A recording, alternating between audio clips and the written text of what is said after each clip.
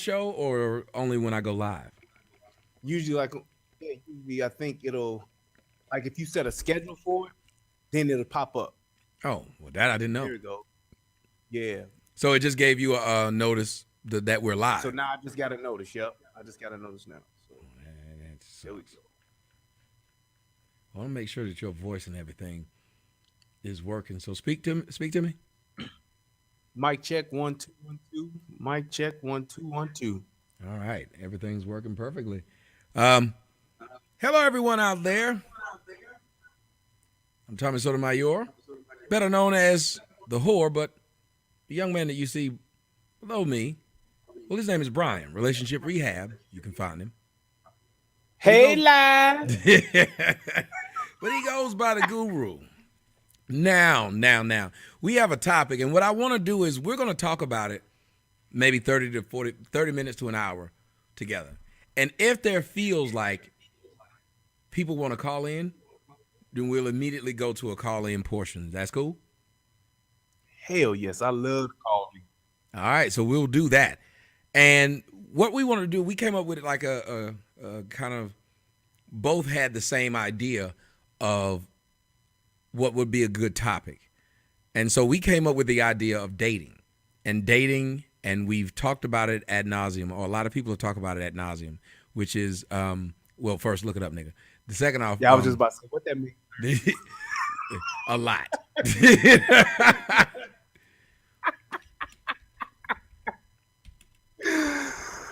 But you look at that, and then you go back and you ask yourself,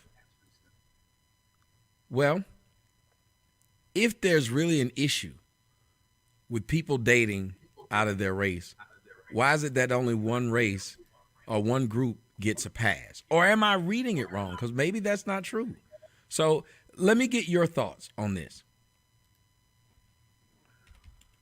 Well, I think that our women, black women, are the most jealous when it comes to or against the interracial dating when it comes to the men. However, I do believe that they make a pass or they make they're okay with black women dating outside their race, and they use the old "ain't no good black men out here." Yes. That that's been their go-to line. That's it. Default programming is Yeah, ain't no if I good could black have men out found a here. good black man, I would have done it. But since I ain't no would good have, ones, right. yeah. But because I can't find one, then that's why I'm with Hector or Brian, Robert Brad. or whoever, Brian or whoever else it is. So yeah, I definitely believe that there is a there's such a, as you stated, a demonization of black men dating outside their race, especially when it comes to successful black men. A successful black man that's on top of his game, has a really good financial portfolio, if you will. If he is dating a woman outside of his race, then he is immediately shunned. He is immediately talked about and made to be this just bad person who didn't give a black woman a chance. Yeah. And it's to me, it's funny to look at these people claiming that when they do it, it's okay. When a man does it, it's wrong. And I've had several different women, like the woman who got the Miami Dolphins coach in trouble. You know that bitch called me a sellout. Wow. She said I'm a sellout. You praise white people. I'm tired of them telling me I praise white people. Well, first off, I'm just tired of black folks. Why is it that if I talk about black people, I'm praising white people? But them same people will say just because I'm pro-black doesn't mean I'm anti-white. So if you can say that just because you're pro-black, you know, and that you're not anti-white, if I'm talking about the bad shit that black people do, how does that equate to I'm praising white people now? I've never understood that, and I never will. But you watch black women who actually date out of their race, if you watch them, they actually do praise white men. They actually do praise white shit. Most black women who have a non-black husband, they hang out with that white man's family more than their own. They take on the white people shit more than they own. They don't go around trying to preach no Kwanzaa to their white family. They change their dialect and speak pattern. The bitch's name was La Shranisha. Now she just call herself Shay to the white people.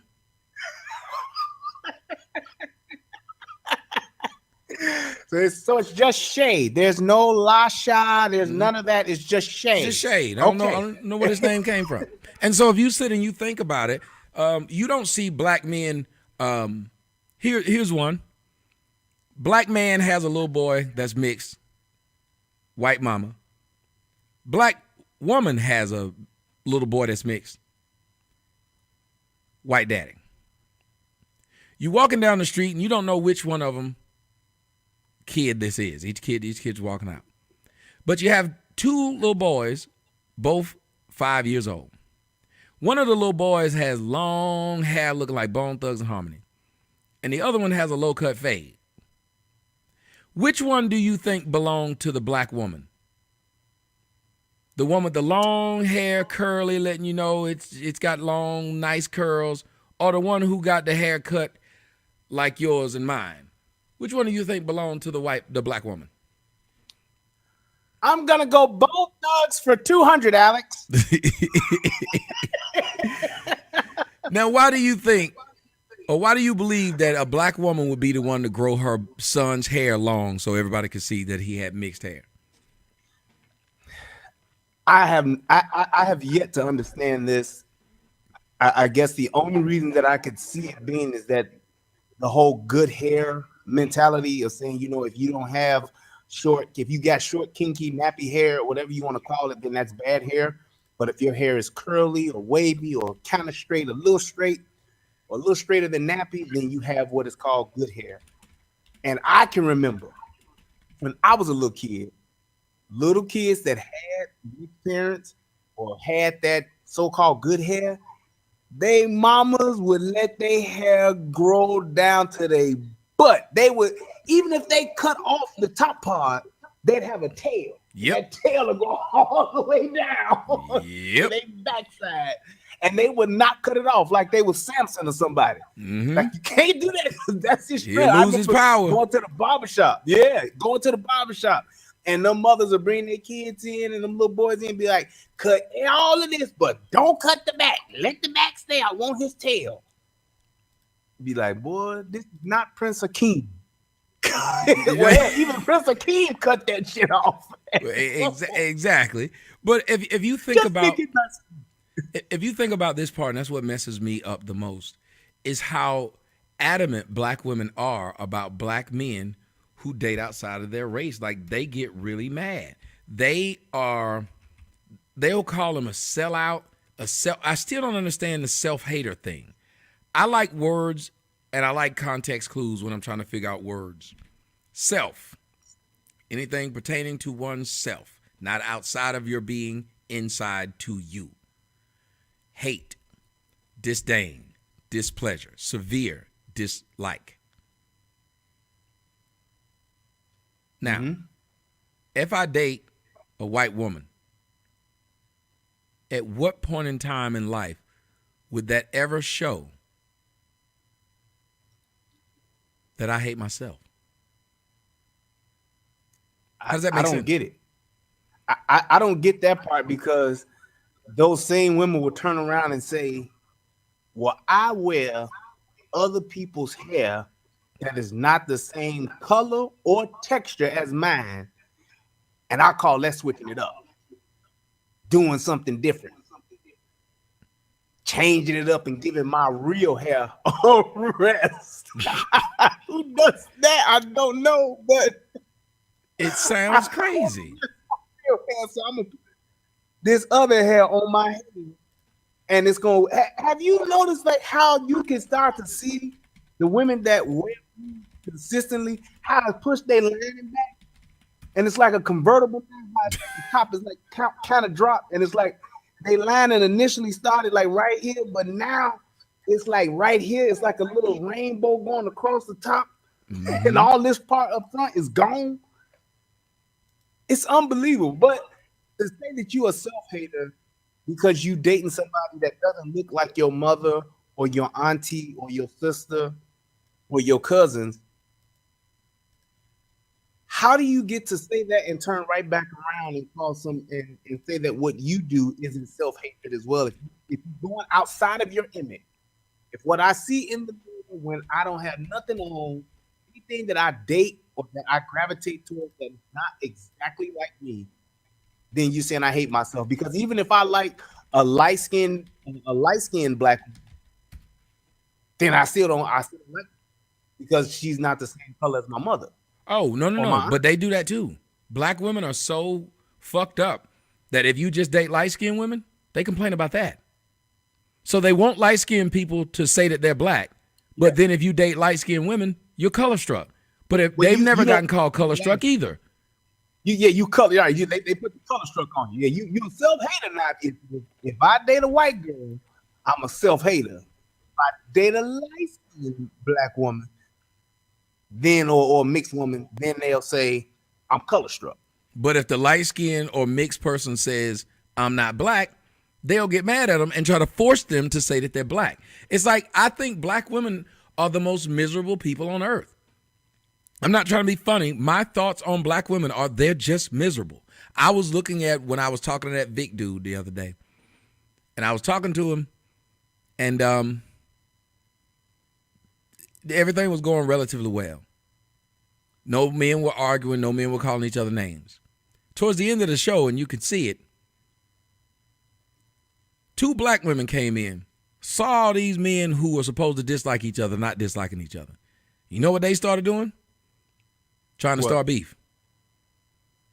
Now, if they saw me and this man talking, and they may have hated my guts, but they saw me talking to him on his show, why would they be in there trying to say to him, why you being nice to him? He ain't shit, and blah, blah, blah, and then come around and calling me Tammy and all this shit every 5 fucking seconds when nobody else is having that kind of discussion? Right. Why is it that you find most of these bitches just going around looking for arguments where there are no arguments, looking to start things when there is nothing to start?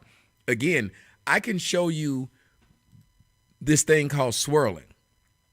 Guess who you never see putting hashtag swirl life on their Instagram, Facebook, or anything like that? Guess who you never see doing? Right. Black men. Right. When we dating somebody, we just dating somebody. Yep. But them. Yep. And I guess my thing is this: in all fairness, oh my God, why does this keep going on? Here we go. In all fairness, I believe that there is some type of attraction to something that is not like you. There is something that is alluring to somebody that looks maybe different than you do that you may gravitate towards. Mm-hmm. And that is, to me, a preference. It's something that you prefer, even if it's not a reflection of you. It's just something that you prefer, like chocolate cake as opposed to lemon cake. It's a preference. It doesn't mean that I hate this particular type of cake. I prefer that type of cake. And my thing is, if your preference is one thing, but when you begin to hate somebody else for their preference, then that's kind of like a reflection on you. Because I wouldn't care what a black woman that's dating a Hispanic man or an Asian man or a white man, I wouldn't care who she's dating, because that's not me. For me to be angry or to have hostility or to want to challenge or question your preference, then I believe that that's something that's within me that's reflecting upon how I feel and how I feel and view myself. I would assume it would be the same thing. And I don't know why we as black people need to do this to each other and not think that it reflects on us. Yes, you can. Go ahead. Because I seen a dude, and when I get off the show today, I'm going to stay up tonight and go sip me some malt liquor. And I'm going to talk about this dude. And this dude keeps on making videos about me. Africa Bambaata's ex-boyfriend, Big Poppy Poopy Pants. And he says that I'm making videos about Kanika Jenkins, and I don't care about her. I'm just trying to make money off her name. Wow, he put up a video with her name in it and my name in it with AdSense on it And then underneath the first comment that you see that's pinned on there is him saying, donate. So you use my name and her name to make money. But he'll justify the way he did it, saying, no, I wasn't using her name. Well, how were you not? If your video you made had her name, which was hot, and my name, which is hot, in the title, right, to try and tell me I don't have the right to talk about her because I don't like black people and my whole audience is white and I'm a pedophile. Seriously, that's what this dude did for like 15 minutes. Just stupid shit. And I'm saying to myself, you have the same issue here. When he does something, it's not wrong. He can talk about me and not care about me, but it's okay. But I can't talk about Kanika and not care about Kanika. He's done nothing to help Kanika, nor has he put one pedophile in jail, but he claims his mission of helping pedophilia is more important than what my mission is, which is putting down black folks and no white people listen to me. No black people listen to me. Now you got to stop and just ask yourself, this mentality of when I do it, it's right. When you do it, it's wrong. Isn't that really women in a nutshell? Yeah, and my thing is this. Who made these dudes the YouTube police? How do they get, or when were they charged with this daunting task of saying it is your job to go forth into the world of YouTube and to bring justice to all internet media that you possibly can by tearing down whoever stands in your way that doesn't agree with you or share your views or give you what you want, which is attention. And they feel like they have the responsibility of talking about somebody for 8 to 12 hours a day. It's like that type of mentality, to think that way, that mentality, to say that that's okay, and you're doing this day in and day out, and you're spending that much time talking about another person whom you don't know, and you just automatically have a hatred for, and you continuously talk about what they have and what you don't have. That puts you in a mindset of just you like a jealous woman. You want what she wants. You know, a woman that has this and has that, and you don't want to go out and get it yourself, but you just want what she wants. You feel like you're entitled to it because you out here too. And it's like, to tie that back into the interracial dating thing, I think that a lot of these black women feel like, well, if you ain't choosing me, but you choosing her, and it ain't got nothing to do with it. It's just the fact that her skin is white. Yes. Or her skin is yellow. So I'm going to tie it back to just skin color alone and just disregard me as myself and my attitude, my character, the way that I behave and the way that I carry myself. That ain't got nothing to do with it. Because the simple fact that I'm black, you supposed to already have a preference for me. I don't understand. But they don't already have a preference for us. Black women, if they get an opportunity, first off, again, the black woman that called me a sellout, sit up there and fuck this white man, got pregnant by this old ass white man. And all she do is sell pussy to white men. But I'm a sellout. Black women have no shame, they have no honor, and they have no self-reflection. Everything that they do is okay. And when it comes to this dating, I watched black women get mad at Todd Gurley for taking a picture with his white girlfriend that's been his girlfriend since he went to Georgia. They on Instagram, she was just in the mirror with him. They weren't even hugging or nothing. They were just together. And black women were inside of the comment section going off on this man. But why? Why would you go off on a man based upon who he dated? When even if he dates a black woman, he can only date one. So why is it a group of people saying this man should be? And why is it that they only say this when it's concerning, like you said, what they consider a good black man is a black man with money? Yes, that's it. That is it right there. Because if that dude would have been on there and he was a sanitation worker, they'd have been like, oh, don't nobody want your busted ass anyway. That's right. You pick garbage, nigga. You white women can have his ass. Right. Yeah. A white woman can have you.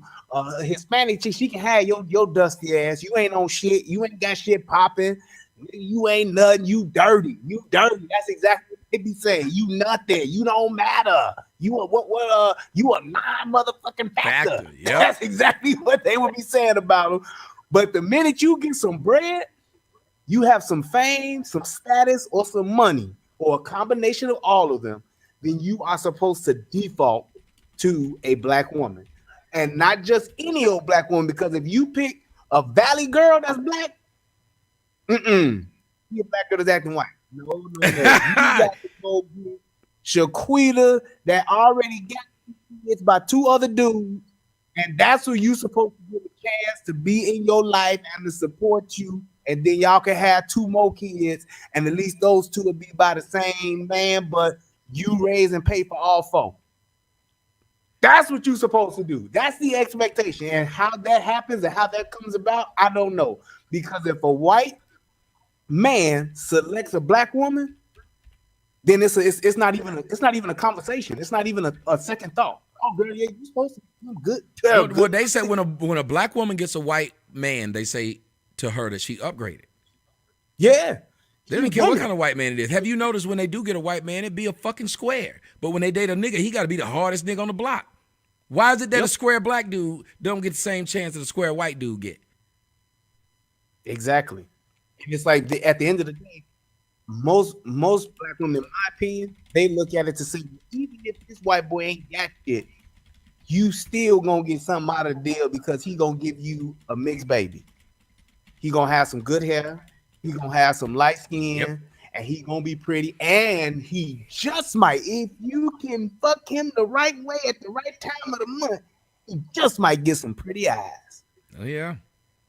And that the you fact let him get some green eyes or some brown, some light brown eyes or some blue eyes. Oh man, that's it. You done hit the jackpot.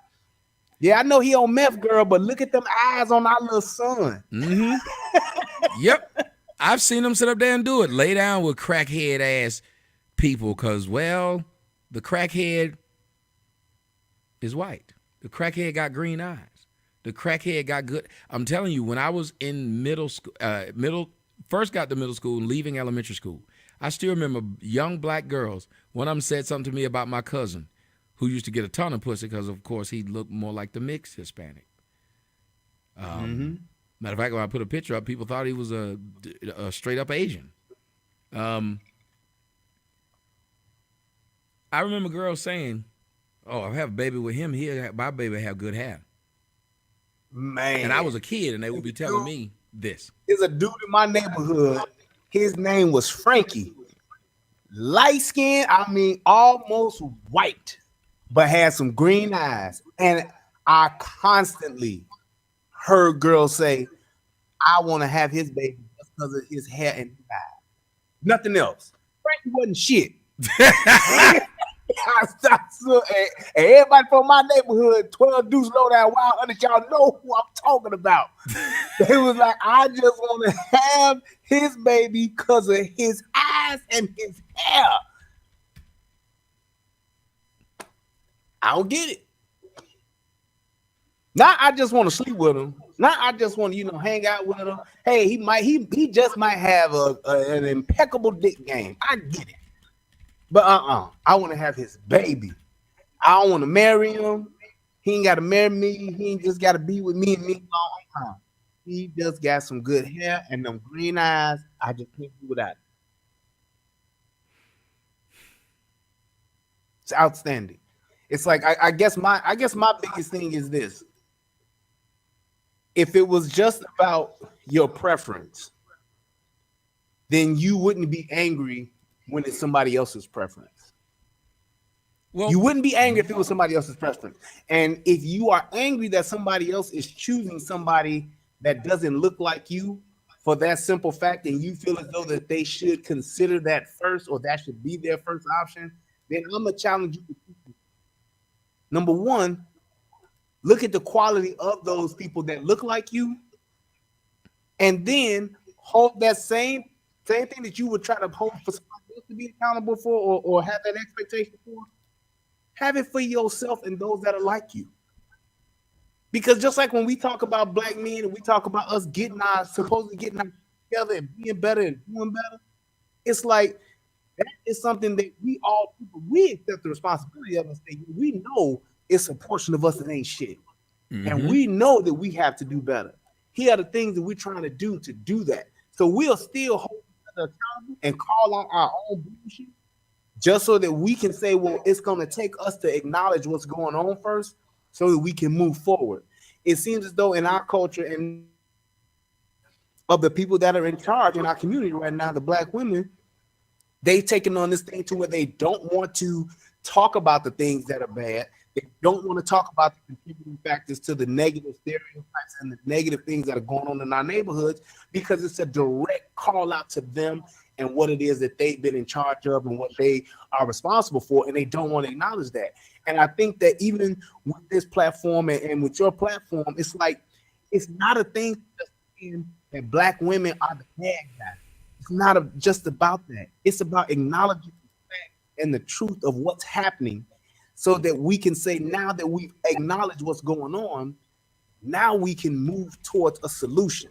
And if you can't acknowledge what's going on or what's wrong or acknowledge your part in it, then how can you get to a solution when you don't think you're part of the problem in the first place? That's right. And our women feel like that they're perfect. And you know what hurts us is that we have too many men telling them that they're goddesses, stupid stuff like that. They're queens. They don't give you the same kind of moniker. So why are we doing that for them? Number one. But number two, you can't tell somebody they're perfect and then try to call them out on anything they've done wrong because they're going to remember that you told them they were perfect. So now you're speaking out of both sides of your mouth. Yes, absolutely. Because it's like now when you trying to fuck, essentially, because that's what it's gonna come down to. When you trying to fuck and you trying to get the attention of these women, then you gonna say whatever you want, whatever it takes, or whatever they want to hear to make them feel good and to make them think that they on top of their game. And then once you don't get that reciprocation, because it's some now you turn around and say, yeah, these bitches ain't shit. They own some other shit. Yeah, we do need to start talking. Well, now you done lost your credibility with what you're saying because it was all good just a week ago when you was calling them the queens and gods and the backbone of the community. But you don't want to turn around. Now you turning around and saying that they are the reason why we in the state that we in. Well, if you'd have been saying that first before you was trying to fuck, maybe you would have been better. You know what's funny about and none of this is funny. I use the word funny a lot, but none of this is funny. I guess I would say just sad. But what's sad right now is that we got to watch people like Janet Jackson get kudos for dating outside of her race. Kiki, whatever the fuck her name is, kudos for dating outside of their race. All of these black celebrities, none of them ever get trouble. Matter of fact, if you look at somebody like Maya Angelou or Lou, however you say it, she married 2 white men. Out of words been said that. And she's supposed to be Miss Pro Black. Nobody blacker than that. What's the thing? I rise. Yep. Phenomenal woman. That's me. Angela Davis. She was mixed and with a white man. No issue. Donna Summers used to be with a white man. Think she may have still been with one. Diane Karen. Diana Ross. Yep. You can keep going, and you've never heard anybody talk about boycotting them. Nobody's talked about boycotting Serena Williams. Nobody's talked about how Serena Williams' daddy is black. What about Venus Williams? Nobody said anything about that. Yep. What about the half-breed with the white husband? The Tia Tamara, one of them got a white husband. Or either both of them have a white husband. I know one of them does. She claimed that people be hating on her and her white man and her white kids. And it's like, my thing is this. You let a black dude marry a white woman, okay? They together. It is what it is. Let them get a divorce. What's the first thing black women gonna say? Should have got you a black woman. That's what happened when you didn't pick no sister. Right. Didn't nobody say that the first time Maya Angelou broke up with her first husband? Not one person. Said, yeah, girl, see, you should have had your sister. You should have picked you a Tyrone. Nobody said that about Nobody that said that. actress who is getting sued for child support now by her husband because she couldn't have any kids by him, or at least that's what she said. She think that's why he left. The woman from the Talk, her name is Aisha something, Taylor, Aisha Taylor or something like that. Aisha Taylor, Aisha. She's on the show called The Talk with Sharon Osbourne. She was on that crying because that white man she was with left her. Yeah. Okay. Yep.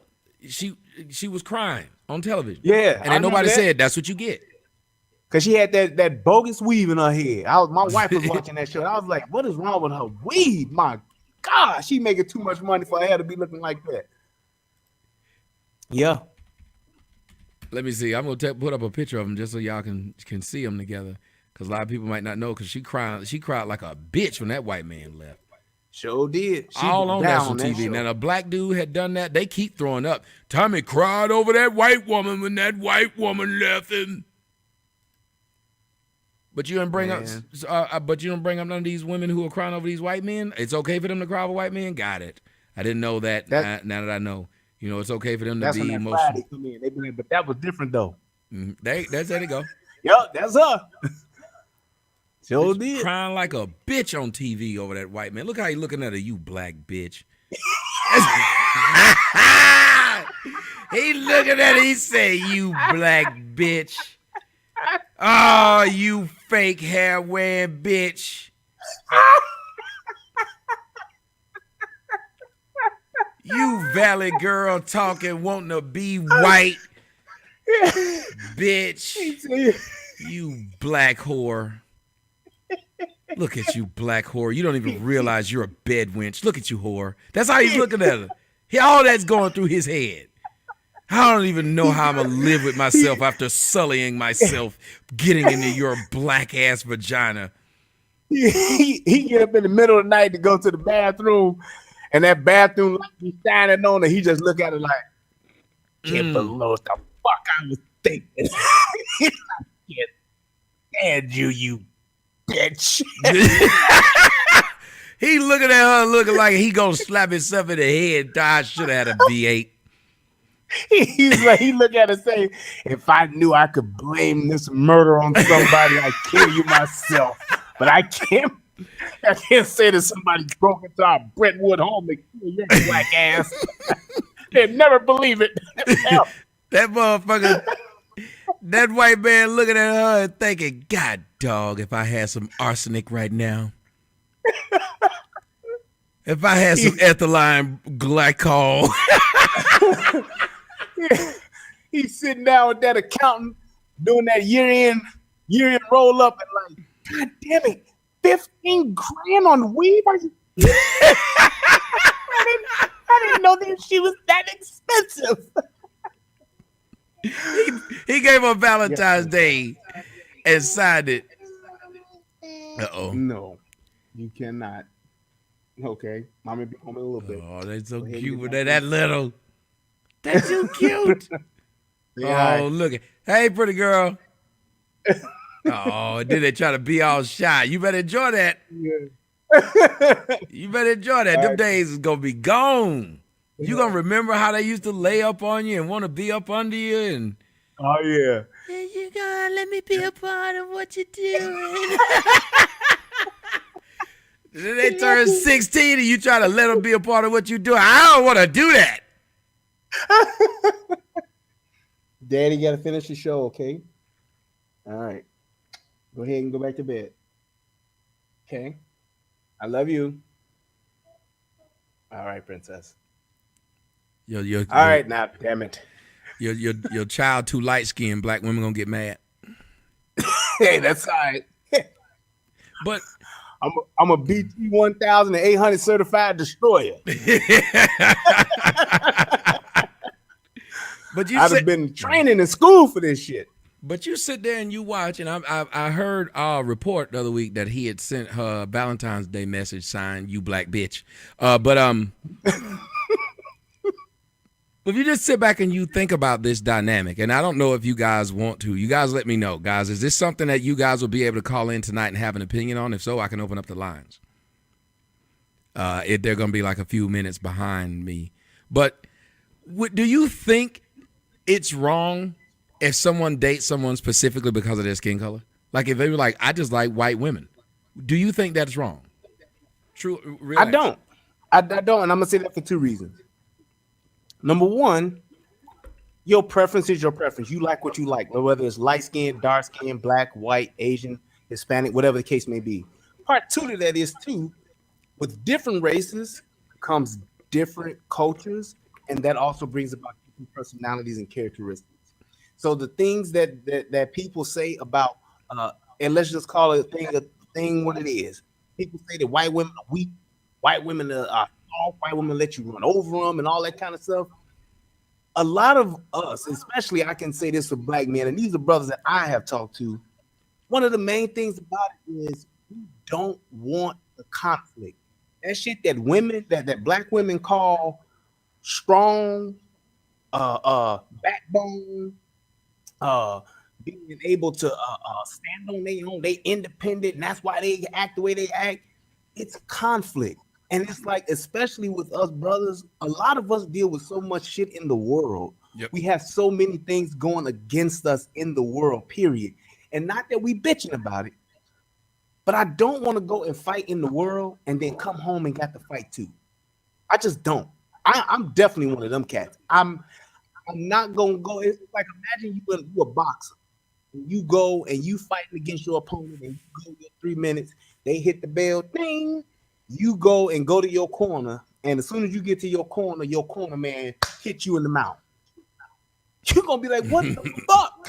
Why do I have you as a corner man if you beating my ass too? It's like, I don't want to do that, and a lot of us don't want to do that. And the ones that do deal with it, they deal with it strictly because of that's what they've been exposed to since they were born. They've been exposed to loudmouth, cussing, vulgarity, shit talking, nigga this, nigga that, you ain't shit. They so used to it and have been so accustomed to that type of lifestyle and that culture. That's all they know. So they think that they're not with a real woman unless they with a shit talking, I'ma cuss you the fuck out ass woman, and they call that strength. But the woman is telling us that though. Remember, like the dudes are being told when they do get a white woman, what does the black woman typically say? You got that white woman because she weak. But then when they got a book about how to date, and you guys can look it up, a book of how to get a white man, one of the first tenet of that is to get rid of the black girl attitude. So you can give me the black girl attitude and tell me if I want to accept it, I ain't strong enough. But then you can go to the white man and know he ain't going to accept it, so you work on taking it away. So either you believe the white man is weak, so therefore because he's inherently weak, you will lower yourself to appease him. Or you saying the black man is inherently strong, so you have to be a dick and just to weed out the weak from the strong. But each one makes no sense because you're giving the white man a pass for being weak, and you're telling the black man that his strength is being measured on his ability to take up your shit. Yep. This same group of people who can't even show the simple strength of wearing their own damn hair. Your hair grew out of you. You didn't grow out of me. So why the fuck do I have to put up with the shit that you say and do whilst at the same time having you go easy on the white man? Why would any black woman even go easy on white men? Exactly. You would think that those women that are with white men are just like, hey, we want to be with a white man because he gonna be more he's gonna acquiesce more to what it is I'm doing. He gonna support my program more than anybody else. So I should be able to be even more ratchet, even more loud, even more confrontational than with any other race. With this one, I should be able to do it even more because you're a white dude. That's what I'm thinking. But they don't. They baby the white man. Yeah. What about like that one black bitch? That one black bitch made 300 sandwiches. The white man told her, I will marry you if you make me 300 sandwiches. You have to make me a sandwich a day for 300 days. Black bitch did it. 300, hold on, I'm gonna look it up. Google 300 sandwiches. There it is. Just Google 300 sandwiches. The bitch name is Stephanie Smith. To marry this white man, this bitch was forced to make 300 sandwiches. This white man told her what to do, and this bitch did it. And I want you to look at the white boy face. I'm gonna show you the white boy face. And I told you they get the most goofiest looking motherfucking Mayberry looking white boys pops. Look at him. Look at that goofy motherfucker. Wow. Every time I see them white boys that most of these black women date, I want to go to Disney World. Cause the goofy all in this motherfucker. So he told her, if you make me 300 sandwiches, I'll marry you. I would marry you. And you got to be a sandwich a day, a different sandwich a day. A sandwich a day. That white boy walked into the kitchen. I could hear the conversation there. It probably went like this. Oh, hey, Blackie. You got to make me 300 sandwiches, Blackie.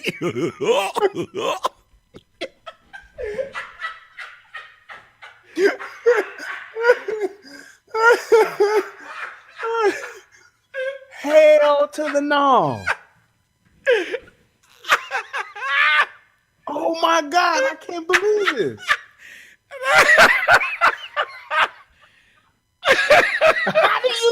How do you come up with some shit like that and it works? If they can do ghetto gaggers, white men can do anything. If you can, they make black women.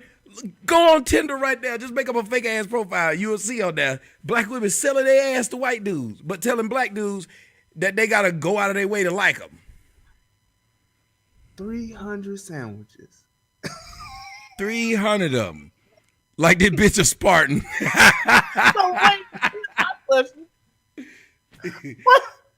What the fuck does he do for the other 65 days? I don't know. Is that carry out or Subway?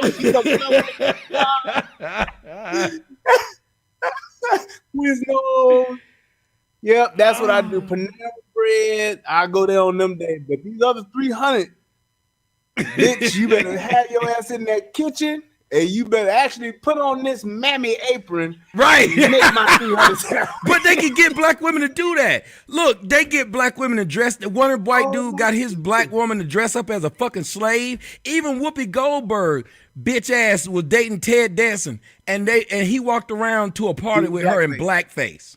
Sure did. You don't hear about no shit like this happening to a black man. Yup. Black women are the only ones who whore themselves out and do this shit when they get a white man. A white man, listen, if I find out that and this is just me, if I find out a white dude dated a black chick, I won't date that black chick. Man. When I was talking to Brittany, me and Brittany started talking back for like 2 seconds. Then I kept looking on her page and I said, she still got that white boy up there. I said, you still got that white boy on your Instagram. I have a picture of you too. And I was looking, I was like, you don't. I didn't just take, we broke up, but I was like, you nasty black bitch. That white boy was fucking around. Cause she told me the story and that's when I knew she had no respect for me. Yeah, I thought me and he were gonna be together and then he just up and left and I didn't hear from him for like 3 weeks and he didn't contact me. And I said, oh, so that's why you contacted me, cause the white boy came back. But you got his picture all on the page, so you still want to be with him. Because when she was with me, she didn't have a bunch of shit like that on me. And I remember when she used to make fun of the people who would put, when she was dating me, she would make fun of the whole hashtag swirl life. She's like, I would never do that. I don't even find white boys interesting. As soon as that bitch got that white boy, he was all over her damn Instagram and she had hashtag swirl life. It's like a broke nigga telling you what he wouldn't do when he got money. And then as soon as he got money, he did exactly that. So like, how do you have that conversation to say, okay, so do you remember that time when you said you would never do what it is that you said? Well, here's the picture of you doing just what you said you would never do. Can you explain that? It's crazy. And all of these women are getting these passes. So what I'm going to do is set up a line now and let them call in. But I'm going to give you the last word while I talk about this. Why do you think black women view white men as a bigger prize than black men view white women? I think because of the fact that in this world, white men are at the top of the food chain when it comes to the people that are in power, the people that are in control of the powers that be, super elite, rich, or whatever you want to call them, 1%. All of those people are white, But and I think that they but connect themselves or want to be associated with the power, the wealth, and just the overall stature that a white person does for their image. I think that they want to be connected to that. It's just like the dude that's in the room that got the most money or the most fame. It's like the women gravitate towards it. They like money and power, and because they aren't usually the ones that garnish that on their own, then they want to attach themselves to the ones that have it. but It's like if you in a room and you are the owner of McDonald's, yeah, you might be the man. Walk in the room. What's the difference? You both self-made, like you both got careers, but the fact that this dude has more money, he has more notoriety, and essentially he has more power than you do, then that's who they want to attach themselves to. yeah, but men like beauty, right? Yeah, absolutely. Let's not mix any signals or play footsies. The most beautiful women in the world is considered by most people white. So That shouldn't is we the be standard of beauty. yeah, so shouldn't we be just as stoked about being with a white woman then as they are stoked about being with a white man? We got the white man. As a matter of fact, we should be more stoked because when the white man dates a black woman, he's not getting a prize. There's nobody in the world that's sitting up there saying, wow, you got you a black woman? That's awesome. Right. But as a black man, we can walk around other white men and get them mad if we were to find enough white girl. Yep. We can get Asian men to dap us up if we were to find enough white girl. We can get the whole Yeah. world to look at you and you like you took the white man's prize. And it's even those white men will even be jealous if that white woman don't have shit, but she looks good. Yep. Then they feel like they should be entitled to her, or they have that preference, or want that preference to be able to have her or not. Now, when they see the brother with the Tampa size white girl, the girl looks like she's an offensive lineman for the Redskins or something like that, then they don't care about them. But when that black dude is with that standard of American beauty white woman, and no matter what life he may be from, if he got her, then they like, man, they think at the end of the day. Black women, dudes don't give a damn. Cause we like, I can either find somebody that look like you, if not better than you, and I can do my own thing because I'm not concerned about who you sleeping with and who you didn't pick to be with. That's why you don't hear dudes talking about Maya Angelou. You don't hear dudes talking about Eve. You don't even hear cats mentioning her in a rap. They don't even talk about her, and she was a rap artist. You don't even hear dudes making raps about her, dissing her because she was a white boy. Don't nobody care. Men don't care about that. Even though and at the end of the day, if you want to talk about somebody who changed their whole game and is a so-called sellout, you went from ride or die. I'm a ride or die bitch.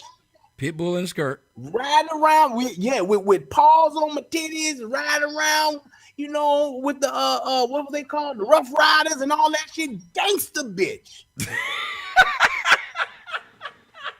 You said that hard as fuck. Hard as fuck.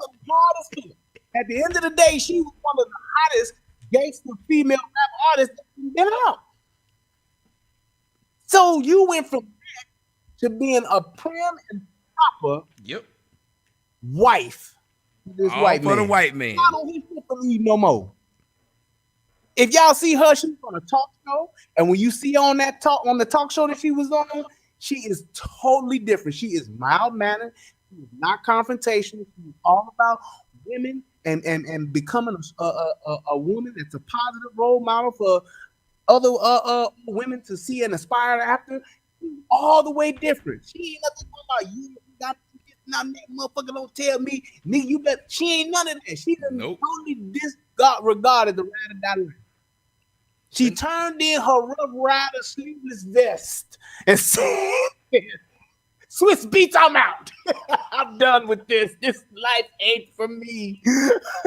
And I want to be a stay-at-home soccer mom. That's what I want to be, Swiss. Right. I can't do this anymore. White boys She can get turned black it all chicks to in. doing anything they want them to do. Them white boys be spitting in their face, pissing in their earlobe. Nowhere else, not the drum, just the lobe. Shitting in their mouth, making them eat. They don't want to mess with the drums. Then they be like, bitch, you can't hear me. You know what I'm saying? My fault. And I just have a problem when I can watch black women slut themselves out for white men and then try to be the people who checking and correcting black men. That's gonna always bother me. And maybe I see it wrong. Maybe I'm lying. Maybe I don't know. Maybe it's not like that. Maybe, and guys, the lines are open right now. We're going to go ahead and, if you guys say you want to call in, go ahead and call in. The number's on the screen, 213. Well, it's not on the screen. Son of a bitch. Motherfucking bastard. It was supposed to be on the screen. The number is 2. Let me put it up here. Crap. It's nowhere to be found. 213. And even let me just say this about the Eve thing.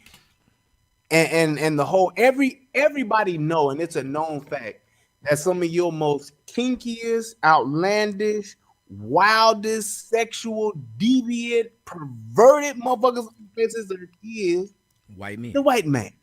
And they totally know this and accept it. So they are willing to say, you know, the shit I wouldn't do with Tyrone, I'll do it with Tom. Because they know what comes along with that. You ain't gonna tolerate nothing less. You are going to be the sluttiest, nastiest, most sexually deviant person in my life that I've ever known. If you're gonna be with me, you're gonna be that. You're gonna play that role. So get ready. When I was in high school and college, them white boys used to run so many trains on them black chicks. And it was always the stuck-up black chicks who felt like they were better than you, like they would look down on you, they wouldn't talk to you, and all they were doing was getting fucked by white boys. I remember the football team was running train on black chicks. Motherfucking chess team was running train on black chicks. It was like black chicks was just getting the shit fucked out of them by them white boys. White boys wasn't walking around holding their hands. They wasn't meeting the white boys' family, but they still felt like they was better than you. And they're just being whored out by the white man. And I had to tell a young lady the other night, she was trying to tell me about slaves, and I was like, people keep misrepresenting what black women were doing during slavery. Black women realized there was some power in fucking the white man. There was some power in having the white man's kid.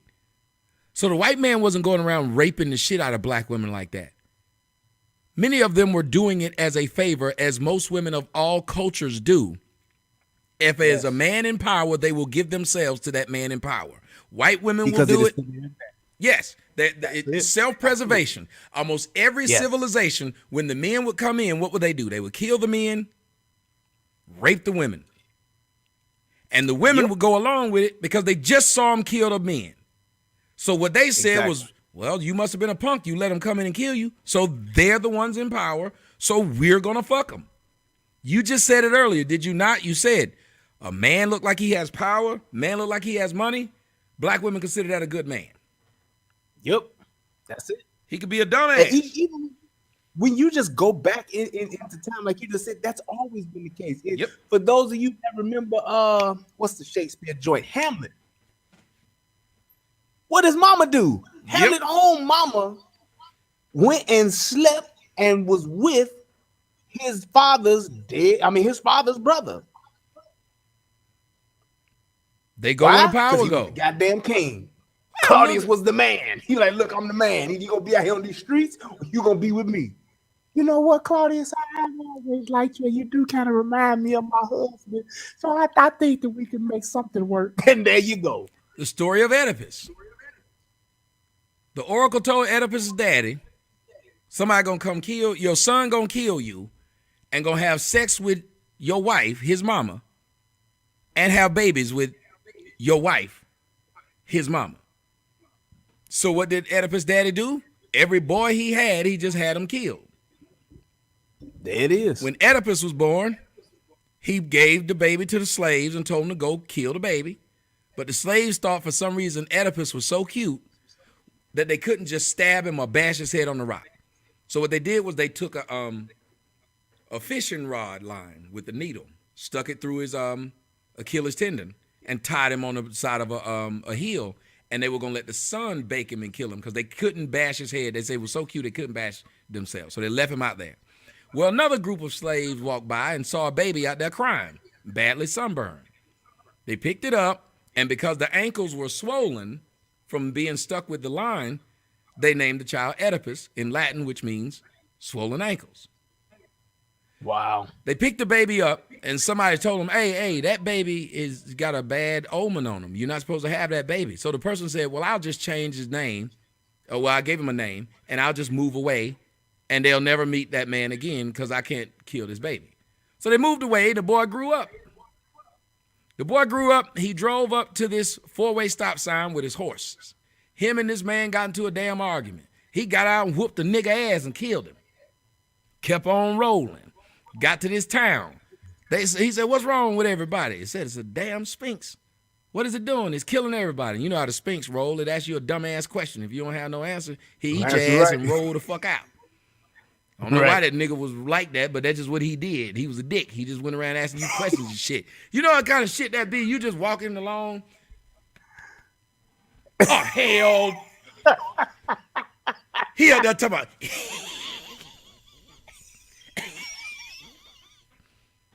Laughing like Precious Pup. You remember Precious Pup? Yeah. He laughing and shit. You like, oh, God. He talking about. I got a question. I got a question. You know what time it is? You got to.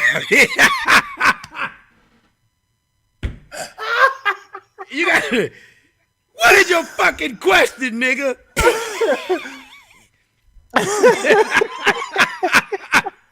Yeah, I don't know about Precious Pup, boy. That laugh was incredible. He the dick. Y'all make sure y'all Google that shit tonight. Y'all. Yeah, y'all Google it. No, I'm telling you the truth. But this nigga's a dick. So he's sitting there giggling and shit, knowing he's going to ask you a question you ain't going to get the answer to. And you can't run from this nigga. He just one step, and he done stepped on your ass. He's a dick. Why you gotta play with me before you kill me? Just kill me, nigga, now. And he won't do it. He gonna make you answer this question. It's just a question. It's just a question. I mean, it ain't even that. It ain't even that hard a question. Small question. You know what I'm saying? That's a small question. No goddamn well you ain't gonna know the answer. You know, okay, fine. Well, what's the question? Okay, good. Good, you're down. Good. Okay, the question is this. Because you know everybody talk like Mike Tyson and shit. The question is this. What have 4 legs in the morning, 2 legs in the afternoon, and 3 legs in the evening?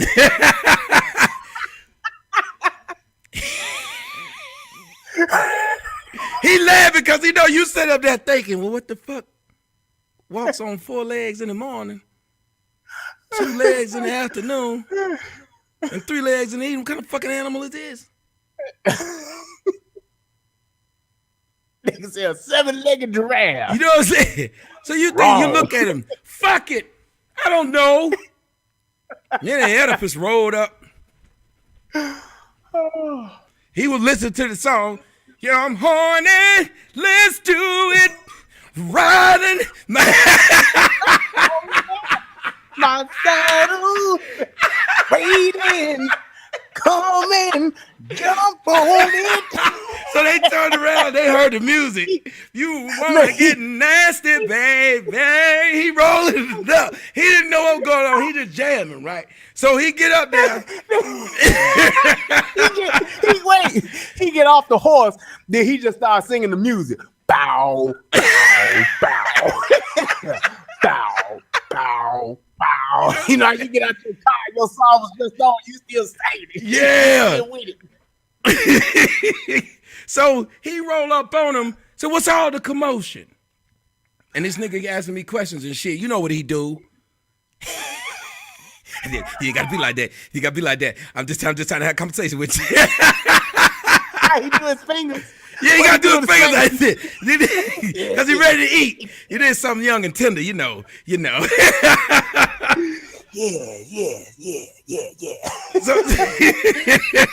Oh my God. So he says, Oedipus, you know, you could join him. I'll let you both of y'all try to answer, you know. I asked him the same question. 2 for 1. Two for one. I asked y'all both the same question. I'll let y'all even talk. Y'all can phone a friend. So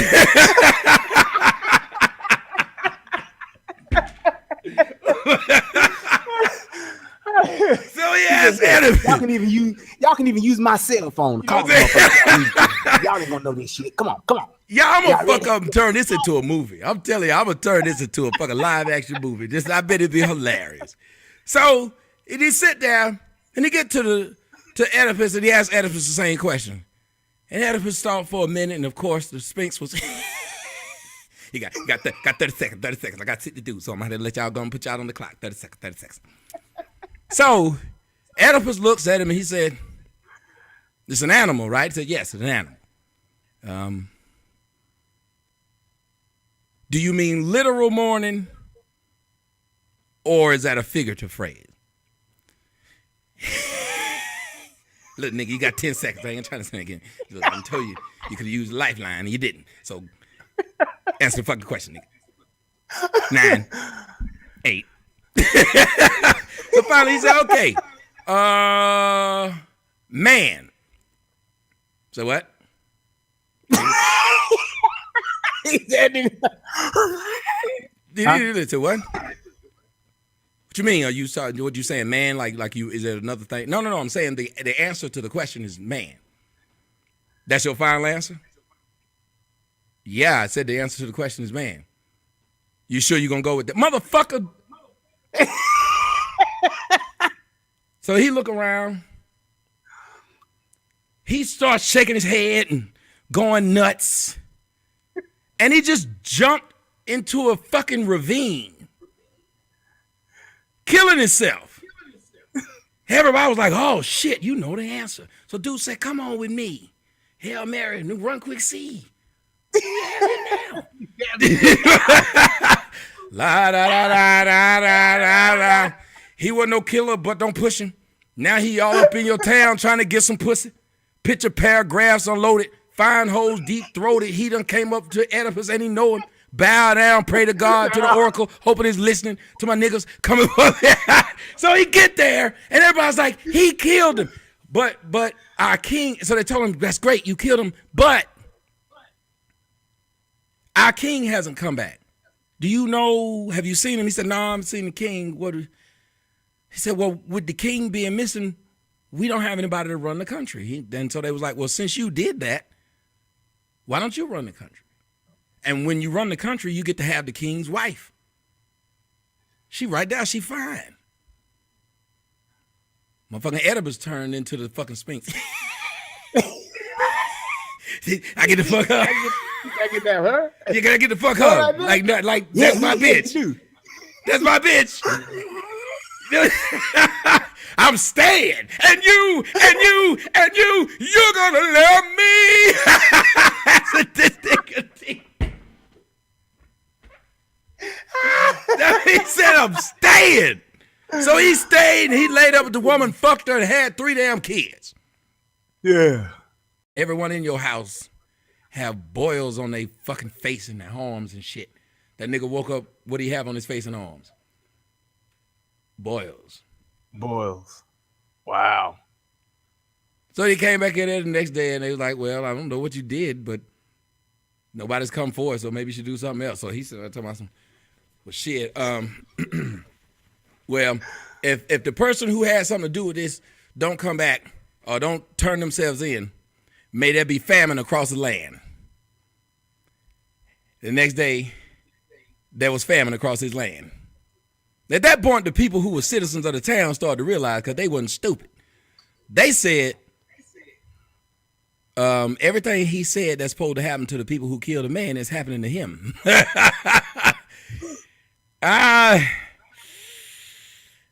think he may need to stop wishing stuff on whoever killed him. So everybody started to realize, but still he king, so you can't say it. So the oracle, he calls in the oracle, and the oracle know it's him. And the oracle know this was all foretold a long time ago. But when he called the oracle, he got to talk to him.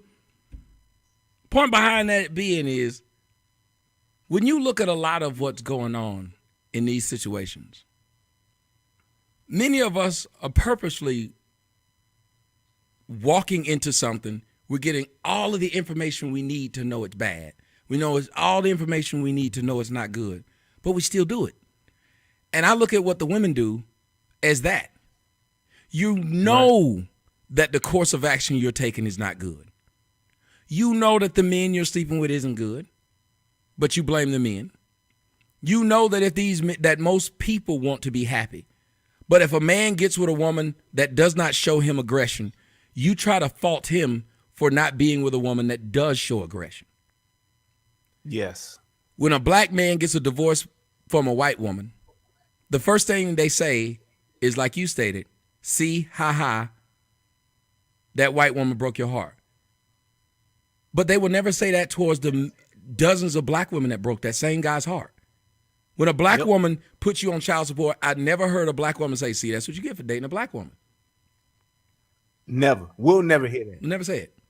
And will be just like how everybody is mad now about the dude that was with Mary J. Blige, because he wants spousal support. He the one that he should go out and get it on his own. He don't need to take that money. Why? They getting a divorce. If it was any other way turned around, if she cheated on him and she said the reason why I cheated on him because he was abusive mentally to me. He didn't hit me or nothing, but he was just mentally abusive. Then they would say, yeah, girl, she should leave. She should get some money. Shoes is turned around on when the tables are turned and the roles are reversed. Now he a weaker nigga, or he ain't shit, or he bogus because he's getting the same exact thing that a woman would. Divorce is divorce. The minute you say, hey, it's a divorce for whatever reason, ain't no marital contract in place. Hey, it is what it is. He should get 70,000. Blog Talk Radio. Welcome to Blog Talk Radio. Please hold and you will be able to listen to the show. And I can tell you, you are now in the host queue. I'm an authority on Greek mythology. My nigga, that's the most exciting edition of Oedipus I've ever heard in my life. You need to do that. Yeah, I said I'm start taking these. I'm gonna fuck around. Yeah, I'm gonna fuck around, and it's gonna be like that. I'm gonna make me that version of Oedipus, that version right there, because that version needs to be put out there. Yeah. So that's what I'm gonna do. I'm gonna put that version out there. But you need. Go ahead. I'm gonna give you the last word. I said, yeah, you just need to go down the line, man, and pick those stories from Greek mythology, man, and tell them, the way you just told that. Yeah, nigger them up a little bit. Like, not muddle it up, nigger it up a little bit. Just go on. Like the way you tell them stories that, Tommy. Can you nigger them up a little bit? Can I what? Do the nigger thing that you do. I would love to hear somebody speak to somebody like that. Do that nigger stuff you do. But the politically correct term would be, jive it up a little bit, make it a little more black. Can you just nigger it up a little bit? God, put some of that jive in there. Yeah, make it a little more black. You know what I'm trying to say. You don't think that line would be better delivered like this? I'm just trying to see if you can get into the character's mindset is all I'm asking. Just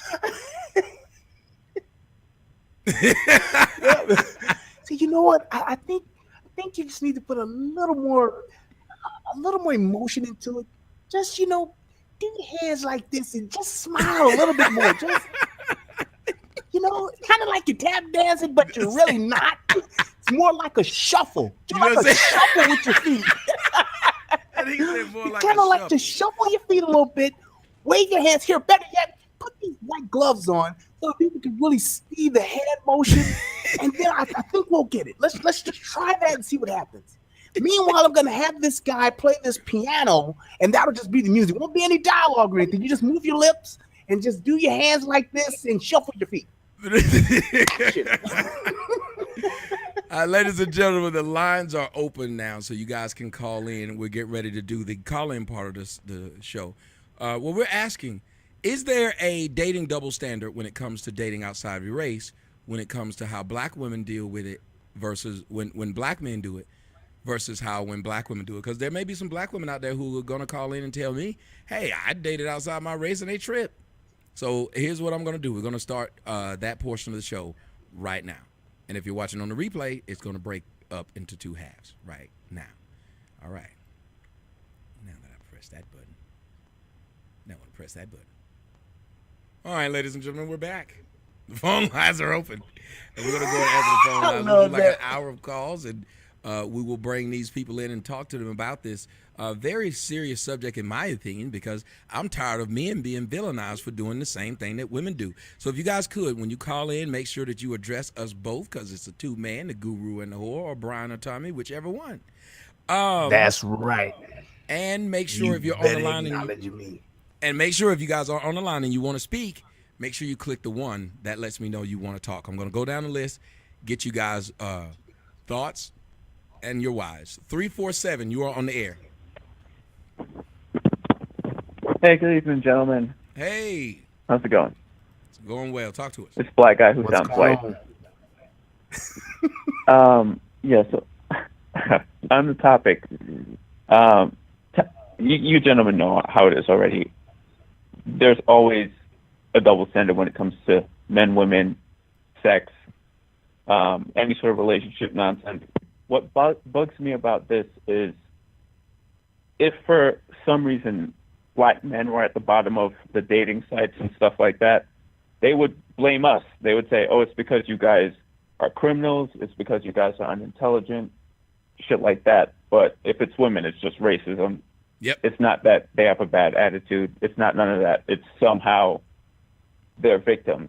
And also, if black women were dating outside their race more, they would paint it in a positive way. Yep. They would say like, oh, they're just less racist. They're more open to other cultures. But when guys do it, we're race traitors and shit like that. So no, let me tell you what they would do if it was them on the top of the totem pole. Black women are on the bottom of the totem pole right now, and they still go around telling people that every other race of woman on the planet want to be like them.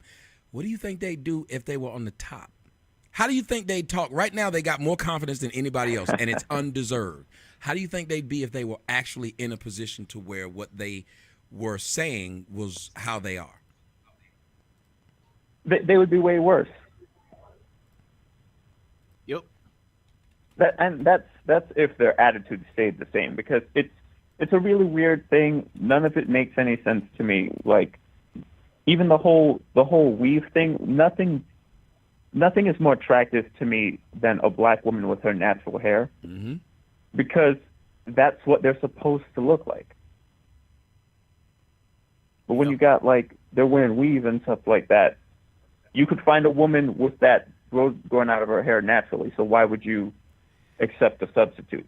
Doesn't make any sense. I asked that question. I'm going to continue to ask that question. If a woman was with a guy who could fuck her with a dildo and a guy who could fuck her with an actual dick, why would she choose to be with the guy who used the dildo? What do you think about it? Like, it's ridiculous. That's a great question. Would she want to be with the guy who got a picture of a Lexus or the guy who's actually driving one? Black women try to compare their weave addiction to breast implants. And I tell them, I've been with girls with breast implants. When people saw the woman with breast implants, they assumed the woman was supposed to have titties anyway because she's a female. So that didn't throw them off. Number two, if I put on those same breast implants, people would probably look at me like I was crazy. Because they'd say they don't come with men. Like, we know men don't come with breasts. So that being the case, it's a weird thing that the women, and lastly, when I deal with women with breast implants, I've taken a shower with them. I've never seen them get in the pool and their titties fall off. I've never had to get in the shower with a woman with breast implants and she had to cover her titties up because couldn't get no water on it. I've never seen a woman with fake breasts and her titties stink. I've never seen a woman with fake breasts and she had to get them changed out once every six weeks, 3 months. I mean, when she get breast implants, they are breast implants. They are implanted in her, and they are there now. But with your hair, it don't look right. The woman I interviewed yesterday is funny because I talked about how she got that part that ain't a part. There's like a part of her hair, but there's no scalp. It's just. Yes. And I was sitting there thinking, like, I called it out. I said, well, I mean, nothing about yours. It doesn't look natural at all. I said, no, it's just like you got a hair hat on. That's why I came up with the thing hair. It looked like you just put this hat on made of hair. It looks ridiculous. We know that's not your hair. Nobody even thought that grew out of your scalp. She talking about, well, as long as it looked good. I said, that's the problem, though. If nobody believes this grew out of your hair or your head, why do you say it looked good? Yes. None of it makes any sense. And before I go, I want to say to Brian, that analogy he made about black women and you as a fighter, as a boxer, that's exactly what that shit is like.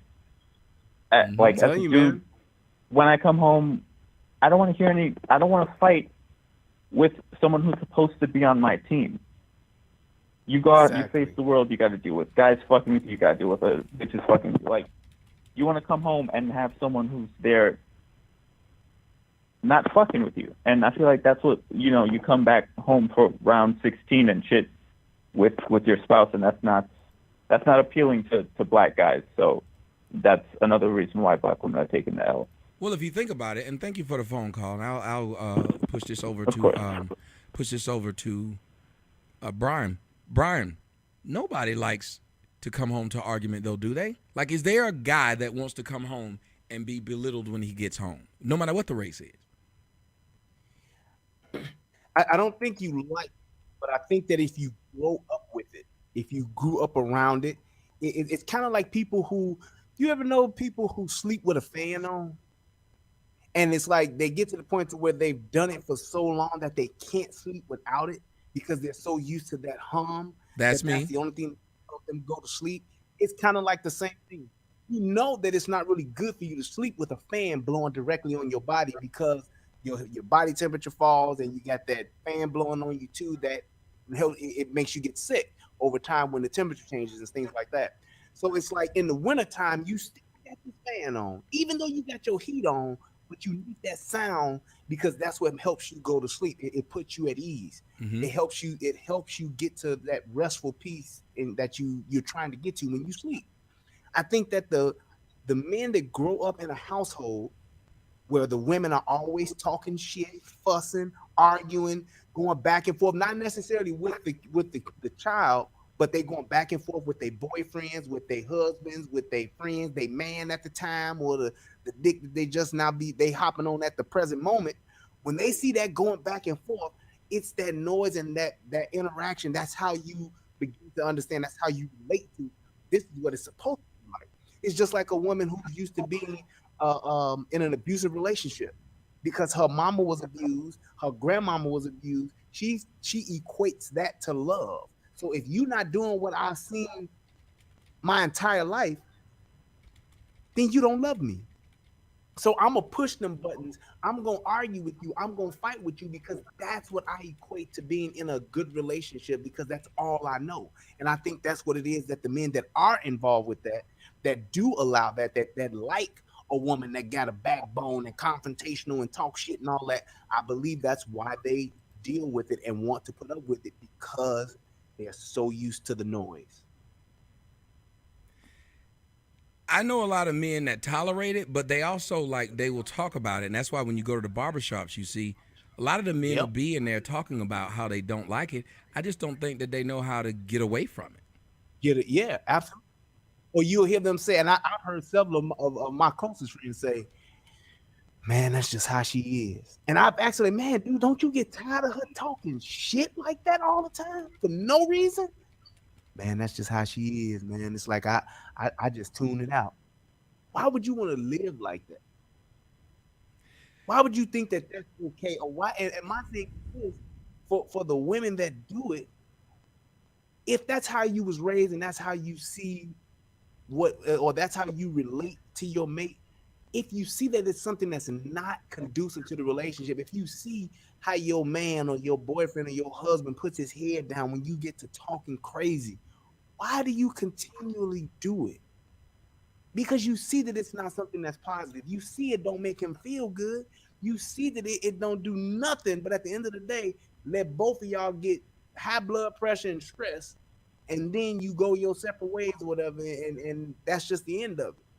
Why do you not think that that's something you should change about yourself? And you will sit there and be like, yeah, I know I shouldn't be that way, but I just get so mad and then I just lose control.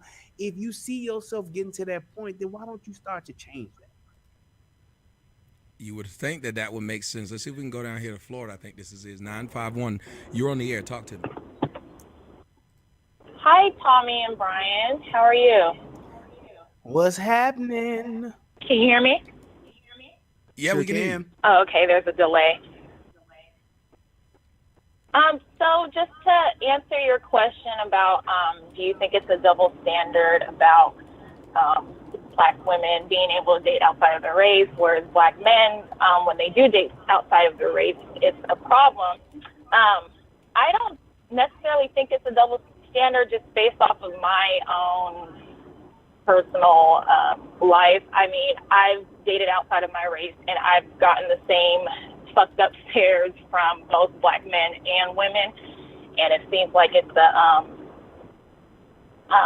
it seems like it bothers them as much as it bothers other people. And I don't know if that's a common thing. It might be the area I live in too, like it. And I can see it as maybe even a class problem, because I live in Los Angeles, and so when you see people date outside of their race, it's not as much as an anomaly if you go to a place where you don't see that as much. So I guess it just depends on where you're at and like what type of people you're around. No, I agree with you to a certain extent, but then I've heard people in California, I've heard Black girls say, well, hell, all you see are the brothers up here with white girls. Like they said it like they were upset. All these brothers out here got white girls with them. I mean, I can see why, honestly, because some of the Black women out here are just terrible. They don't have a lot in common with them, especially if they get to a higher level of, I don't know, I guess making more money or becoming a more professional. They start to go outside of that. So wait, let me ask you, Black women. Well, let me ask you this: can you go into a little more detail when you say terrible? What do you mean by? Let me hear some more. You mean like Charles Barkley kind of terrible? Right, just terrible. No, I probably shouldn't have said terrible, but I mean, they just have, I guess I can't explain it that well. They have really bad attitudes, and a lot of the women out here, there's just a huge class gap, in my opinion. I feel like in Los Angeles, it's either Black people make a lot of money or they don't make any money and they sort of live in the hood.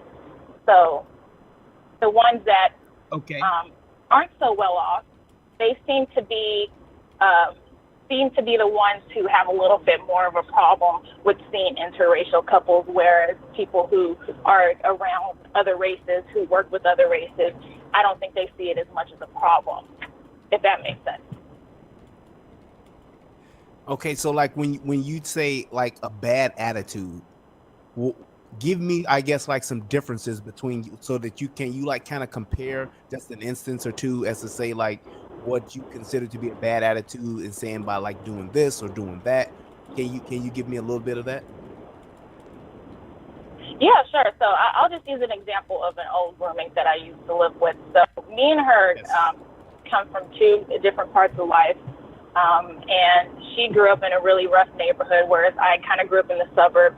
And I didn't really judge her for that. That was just somebody that I eventually grown to know over time. However, her and her boyfriend, he was used to her calling him a bitch every couple of seconds, calling him crispy, calling him all kinds of names in the book, and just being really rude to him, aggressive. always hitting on him, just being extremely aggressive towards him. And I would always think, like, is he okay with that? Does he like that? Like, I can't understand why a man would be okay with that. But again, we're coming from two different backgrounds. In my household, I never even seen my mother raise my voice to my dad. I've never seen my mom hit my dad or get aggressive with my dad. So that he was used to that, because I'm sure he grew up with that type of environment, as Brian was saying earlier, that this is something that he's used to. And so he thinks that that's how you're supposed to be loved. Whereas somebody like me coming into that situation, I say, oh, that's not love. That's borderline abuse.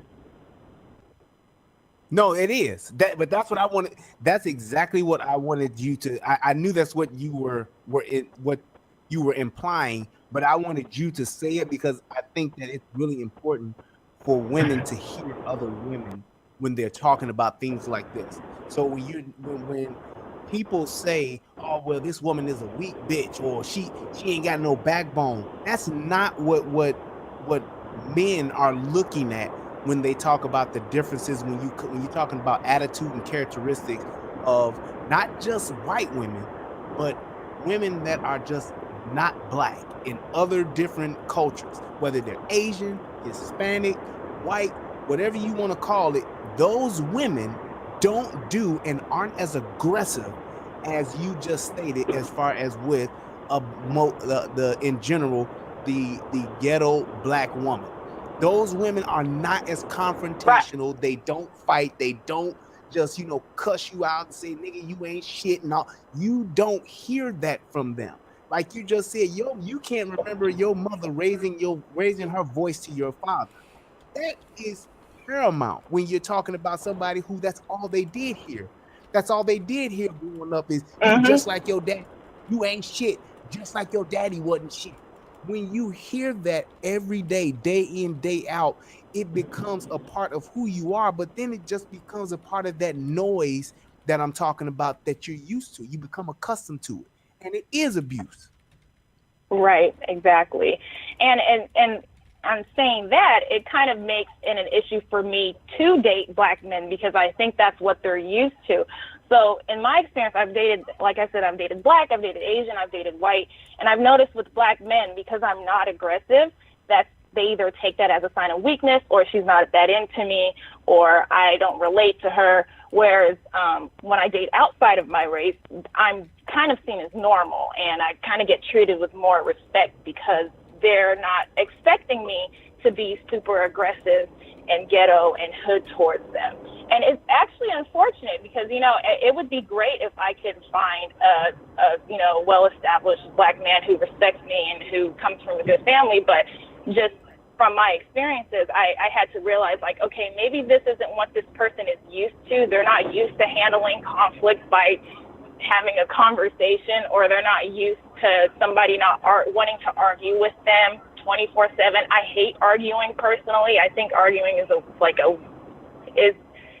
not efficient in running a good relationship. Yes. But that's just the issues that I've been seeing as far as interracial dating, and that my reasons for dating interracially is because, well, maybe we can't relate. So that's why I seek outside of my race to date. Let me ask you this before I let you go. Doesn't it seem like that's become like something like maybe we just don't like each other anymore, black men and black women? I keep saying this. It almost seems like we don't like each other because we're willing to change and be nicer to people of other races. Why are we so willing to be nice? Why are the women so willing to be nicer when they date white men, and the black men are more willing to, I don't know, however black women see it. Maybe we show off white women more. Maybe we work harder when we're with them. I don't know what they're saying, but from my standpoint, it looks like both sides are saying we get along better with people of the other race. Does it seem like that to you? I think it depends on who you're talking to. Just somebody, again, who is from the hood and who doesn't know how to handle conflict, they're going to have a hard time dating somebody who isn't used to that. But I think it stems from insecurity too. Like, if a black woman is going around flaunting her white boyfriend or her white husband to make somebody else mad, that stems from insecurity. That doesn't stem from, okay, this is what I really like. So it all depends on your reasoning behind you wanting to date somebody of another race. Now, again, the same thing goes for a black man. If he's going around flaunting his white girlfriend and saying that, oh, look, she's better than these bitches, and she's this and she's that, I think it's the same thing. It comes from insecurity. That doesn't come from a place of, oh, we can relate and I like this more. Those are two different scenarios right there. So like you just said, when you talking about like dating with, and thank you so much for your insight. When you're talking about dating somebody, and when somebody says, well, why are you with that person? And your response is, I'm with this person because I can't find no good black men. That's totally different than somebody saying, I'm with this person because she's not abusive, because she don't talk shit. She knows how to be quiet. She knows how to not fucking because she's a good person. Push me over the edge. She knows how to not call me out my name. When you talking about behaviors, and then you just talking about you blaming somebody else as to why you not picking something, you don't have no characteristics. You're not naming me characteristics, except all you can say about a white boy is he got good credit and wasn't a good black man out there. Characteristics. Them attributes. And I got good credit. I looked at my credit score today, and it went up. Went up 56 points. I said, how the fuck my credit score jump up that high? Whoever makes you happy. I think people should be with whoever makes them happy and who best suits them. Now, again, I don't like to generalize. I'm a researcher, so I don't like making generalizations without having facts to back it up, you know. But there are other races in which some of their women act certain ways, and they're used to that, and so they want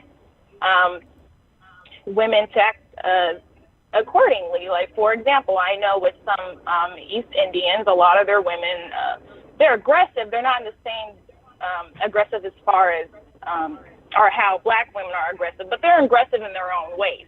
And some people like that. So again, it just depends on who you're talking to and what they're looking for and what they want. But it's coming from a place of insecurity, like I'm just doing this because it's going to make me look good, or it's going to make me make somebody else mad. That's insecure, and it's written all over that.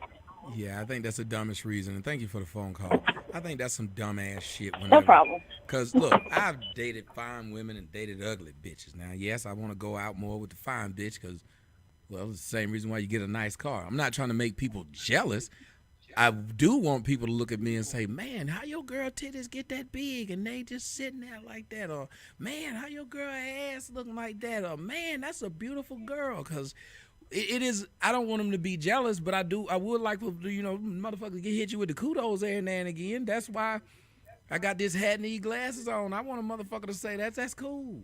I don't want nobody to be like that shit look horrible. I mean, this mic, I wanted the motherfucker to be like, I want it to be functional, but I do want it to look nice as well. And I think that's what men want from their women, if I can ask you this. We want them to be functional and to look nice. But we're not going around like how black women are going around putting this square-ass white boy in your face like you supposed to want to fight him. Black girls love to say people were giving us the look, the eye. People looking at us.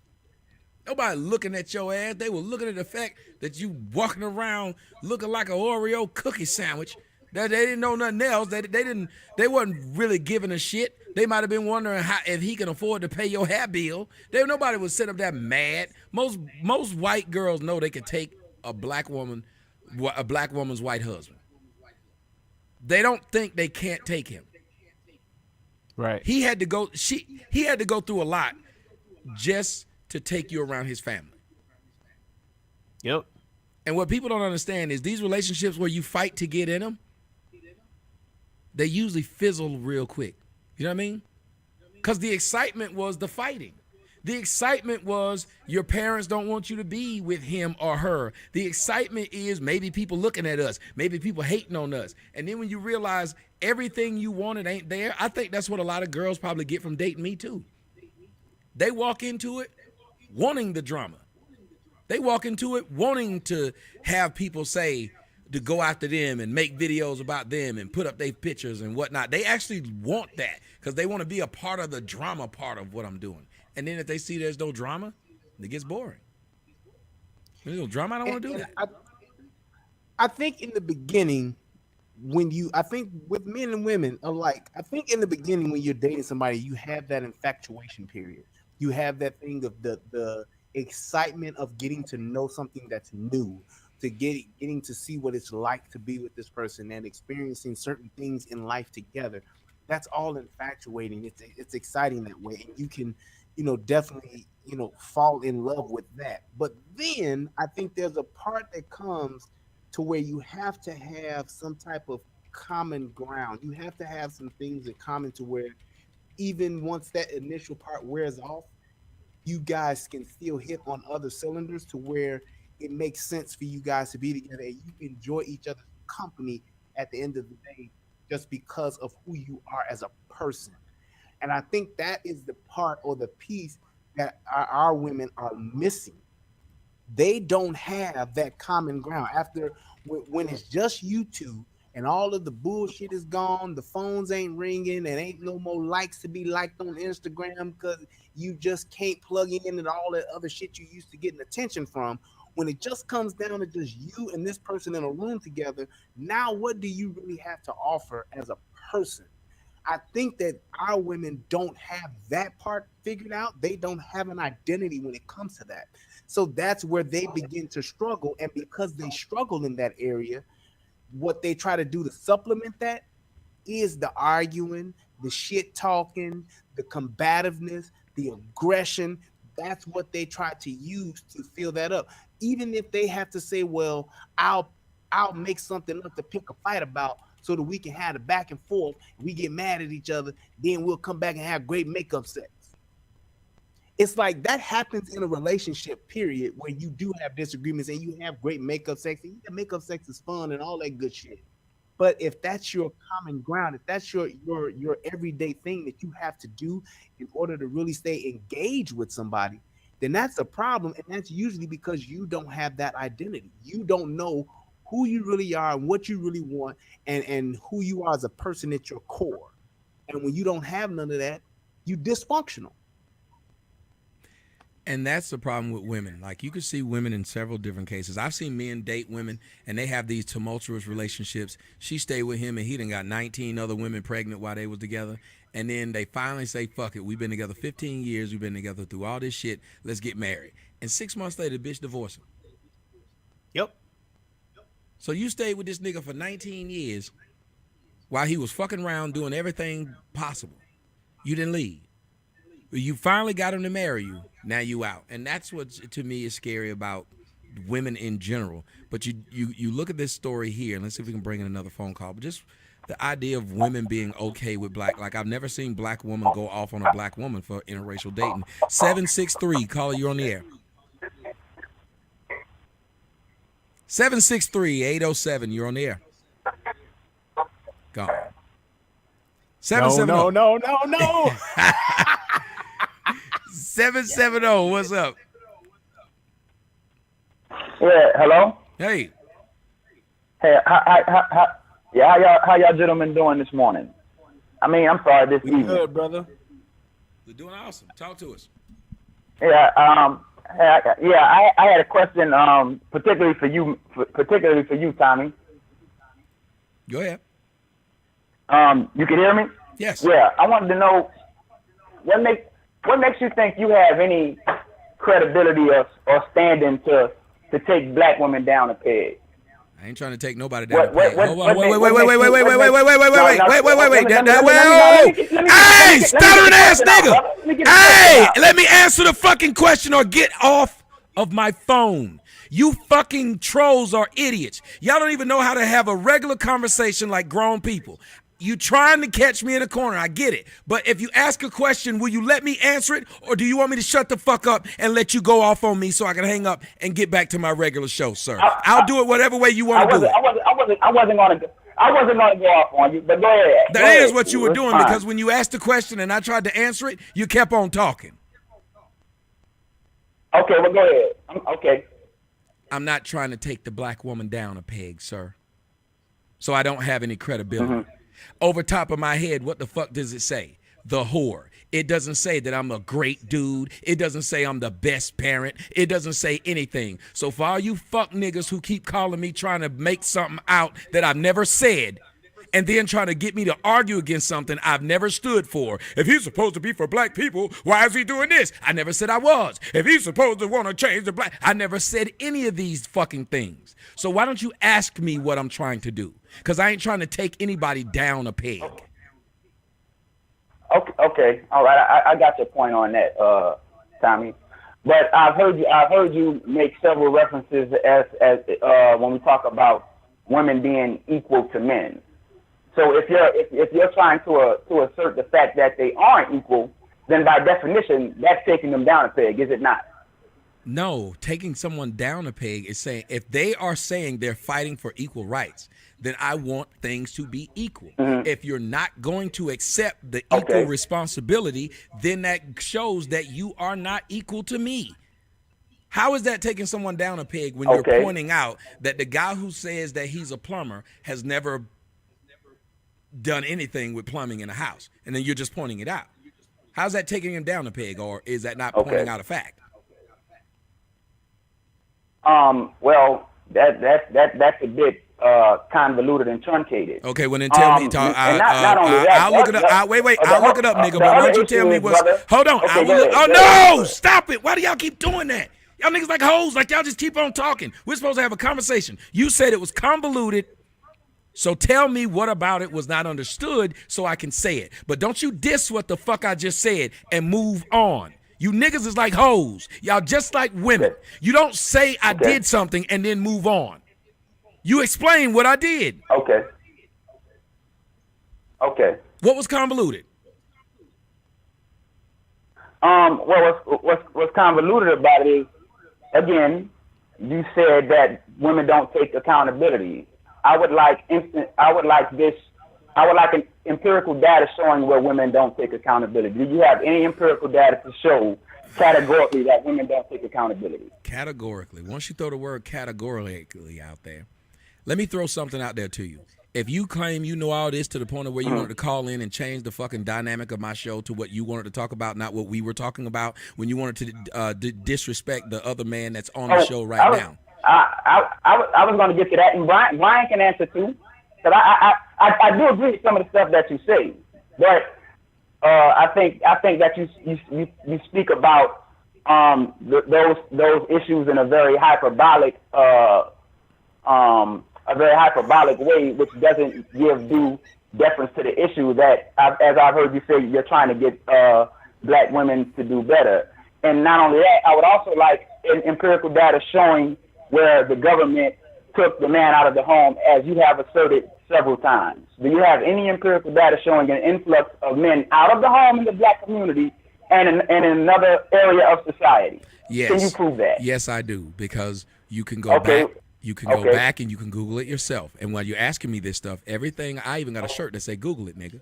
So I tell y'all to go search this shit yourself. Just let me know that niggas ain't shit, because they call me after doing all this talking about me, but they won't go look the fucking shit up themselves. And we live in the fucking information age when all you gotta do is open up a Google thing to check and make sure that I'm lying. So when you call in my fucking show while you're trying to go off on me, you'd have it and tell the people how I lied. You wouldn't call and ask me to give you information you could look up. Because what I'm gonna do right now is say something yet again. Wait. All I'm going to do is say something. Sir, I will cut you off. I will cut you off. You don't let me fucking finish my sentences. What always going to happen right now is I'm going to tell you the same thing I've been saying on several shows, and you won't know if it's true unless you go do the thing that you should have done before you call. Look it up. You can look up that before the 60s came, blacks had a higher rate of kids in wedlocks than white people had. Right after the change, the Great Society, and what they gave us with Lyndon Baines Johnson and women the ability to be able to get help from the state and the feminist movement, the rate of the man in the household in the black community in the 70s plummeted. Now, when you look up, say this word, empirical data, That is what would be considered that, because you would see a change right when something happened. So that would be called a catalyst, correct? Yeah, correct. I'm going along with that. So I'm saying, but that's what I mean. Do you see how this? Particularly when we factor in the Vietnam War. At the height of the Vietnam War, black men comprised 13% of all combat troops. Simultaneously, while black society comprised 13% of the population. That is significant. It is overwhelmingly significant because the draft process was wholly racialized. And so wait. So you're pointing out. Wait a minute. So wait. Hold on. That had more to do with the actions of the black man in the 1970s than the Lyndon Baines. Can I ask you a question? Can I ask you a question based upon what you just said? Then you just turned around and blamed it on the state as well. Right. I never said the man was taken out of the home. With empirical data. The core issue here is was it at the behest of the woman taking stuff from the government, or was it due to the racist policies of the government? That ain't what you asked. That ain't what you asked. That ain't what you said. That ain't what you said. That ain't what you said. That is not what you said. That is not what you, sir. If you came here to what you said, if you came here to pontificate, in 1992 when Robert Moffett did his way. If you came here to pontificate and try to run the mic like that, you can get off. Call me on another day. All right? Call me on another day. Not going to let you do it. We got a good topic, and I'm not going to let the niggas raised by black bitches come and do what black bitches do, disrupt what the fuck is going on. He said the same shit said the same shit talking about with empirical data. And they want to turn around and say, but, what I said was, no, you literally said, I'm blaming the system. Can I show that the system did this? Then he turned around and showed that the system did it with his own way. What the fuck is his argument? Oh, yeah, but you're saying the black woman was working with the white man. When it came at the end of the day, when you rewatch this, because I know you want to see yourself call into the show. When you watch this again, you don't come and challenge what somebody is saying or have a disagreement with what somebody is saying when you don't have no facts yourself and you haven't done your homework to dispute what somebody else is saying. You don't come to me and ask me to explain to you why I'm saying what it is that I'm saying and then ask me to give you data. That's what makes no sense when he could look it up. Do that.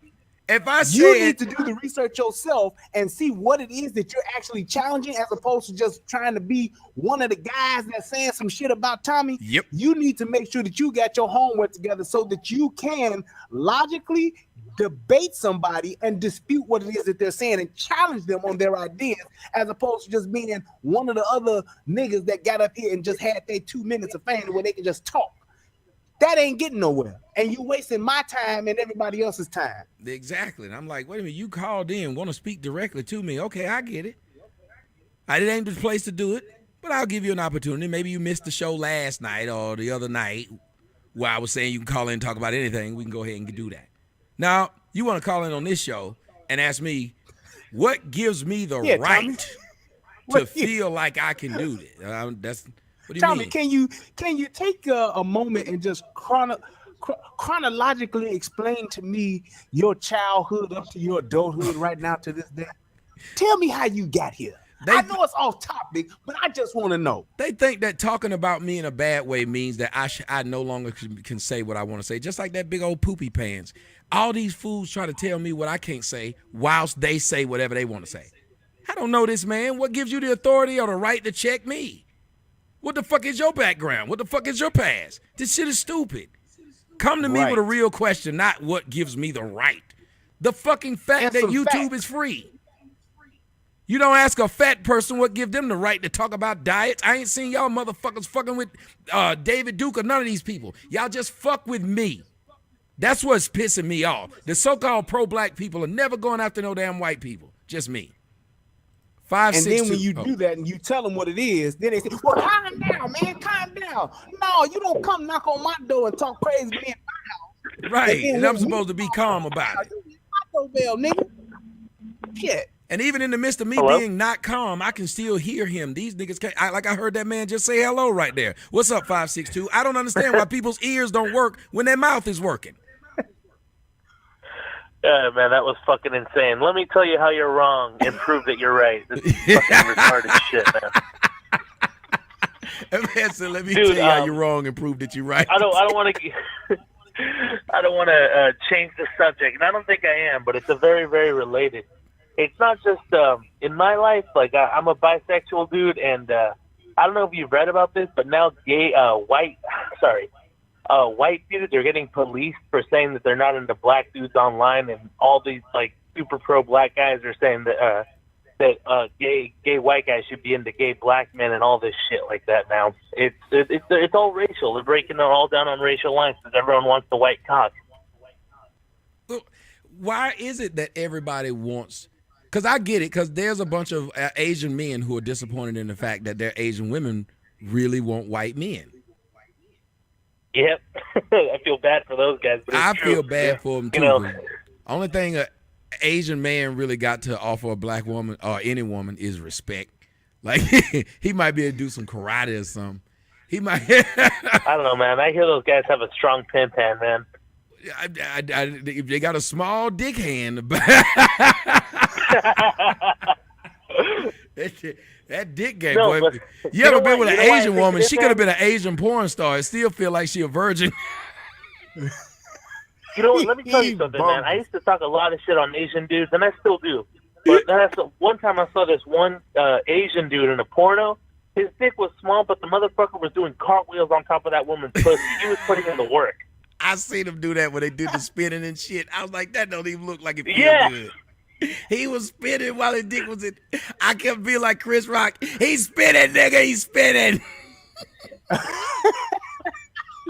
nigga was fucking the bitch and did like this. He spin all the way around. Wow. But let me ask you though, since everybody believes the white man is on the top of the totem pole, why is it that men accept this? Like men, we accept that they're on the top of the totem pole, but then there's a problem. Black women don't accept that white women are on the top of the totem pole because they are. Yep. You know, honestly, man, I think it all breaks down to insecurity. It's all super insecure people because it's not like we're talking about it on a racial stance right now, and that's the majority of what I see. But have you seen these transsexual women that are telling men that it's transphobic to not be attracted to a chick with a dick? Like, it's just insecure people, like, mad that you're not attracted to them. Black women are mad because they're not the ones getting all the attention online. Same with there is no same such with the thing Asian men. as We brought up the Asian men a chicks second with ago. dicks. It's only guys with tits. There's no such thing as chick with dicks. It's guys with tits. But yeah, but that seems like a feminist thing, though. Because think about it. Fat men don't complain that people don't want fat men. Only people complain that you don't want them are gay people and women. And gay people are feminized. Yep. As fuck, dude. Like, you know what's funny? They're all effeminate as fuck. But you know which gay dudes are actually the hottest to all the other gay dudes? The manly gay guys. Well, because in their mind, they still get most gay dudes just want to turn somebody. And that to me is one of the most irritating things too. Like, you want people to accept who you are, but you want to keep fucking around with men that you know or believe or perceive to be straight because you want to turn them out, turn them around. You want to go online and talk about how you suck this man who's perceived to be a straight heterosexual man. You sucked his dick. Some dumb shit like that. Just like women are. That bothers me. I don't support that shit. That's some fucked up shit. Right. If a person I make a dude question his whole fucking life now. Mm-hmm. Yeah, I would say this too, though. The gay men that I do know, there are. It seems like to me that there are two types. You have your flamboyant, snapping the finger, neck twirling. Yes, I did, girl. The ones that are over exaggerate the female persona.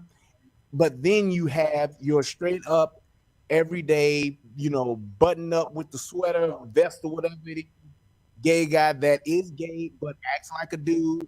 He may have a lighter tone voice, but he's not flamboyant like that. He goes to work just like everybody else. He's your average dude, except at night he gonna go and lay down with his dude as opposed to with a woman. So it's like, I think that the ones that are the exaggerators, the ones that just over exaggerate the female persona to try to be more so like a woman, I think that those are the ones I think that make or give the other ones a bad name in that sense, and you kind of all get grouped together, and I think that that's unfair in that sense because they're not all that. So you know why I think those guys give other gay dudes a bad name, and it part of it is that they act like chicks, but that's not even the biggest problem. The problem is that they gossip like other women, and they fucking betray men. Yes.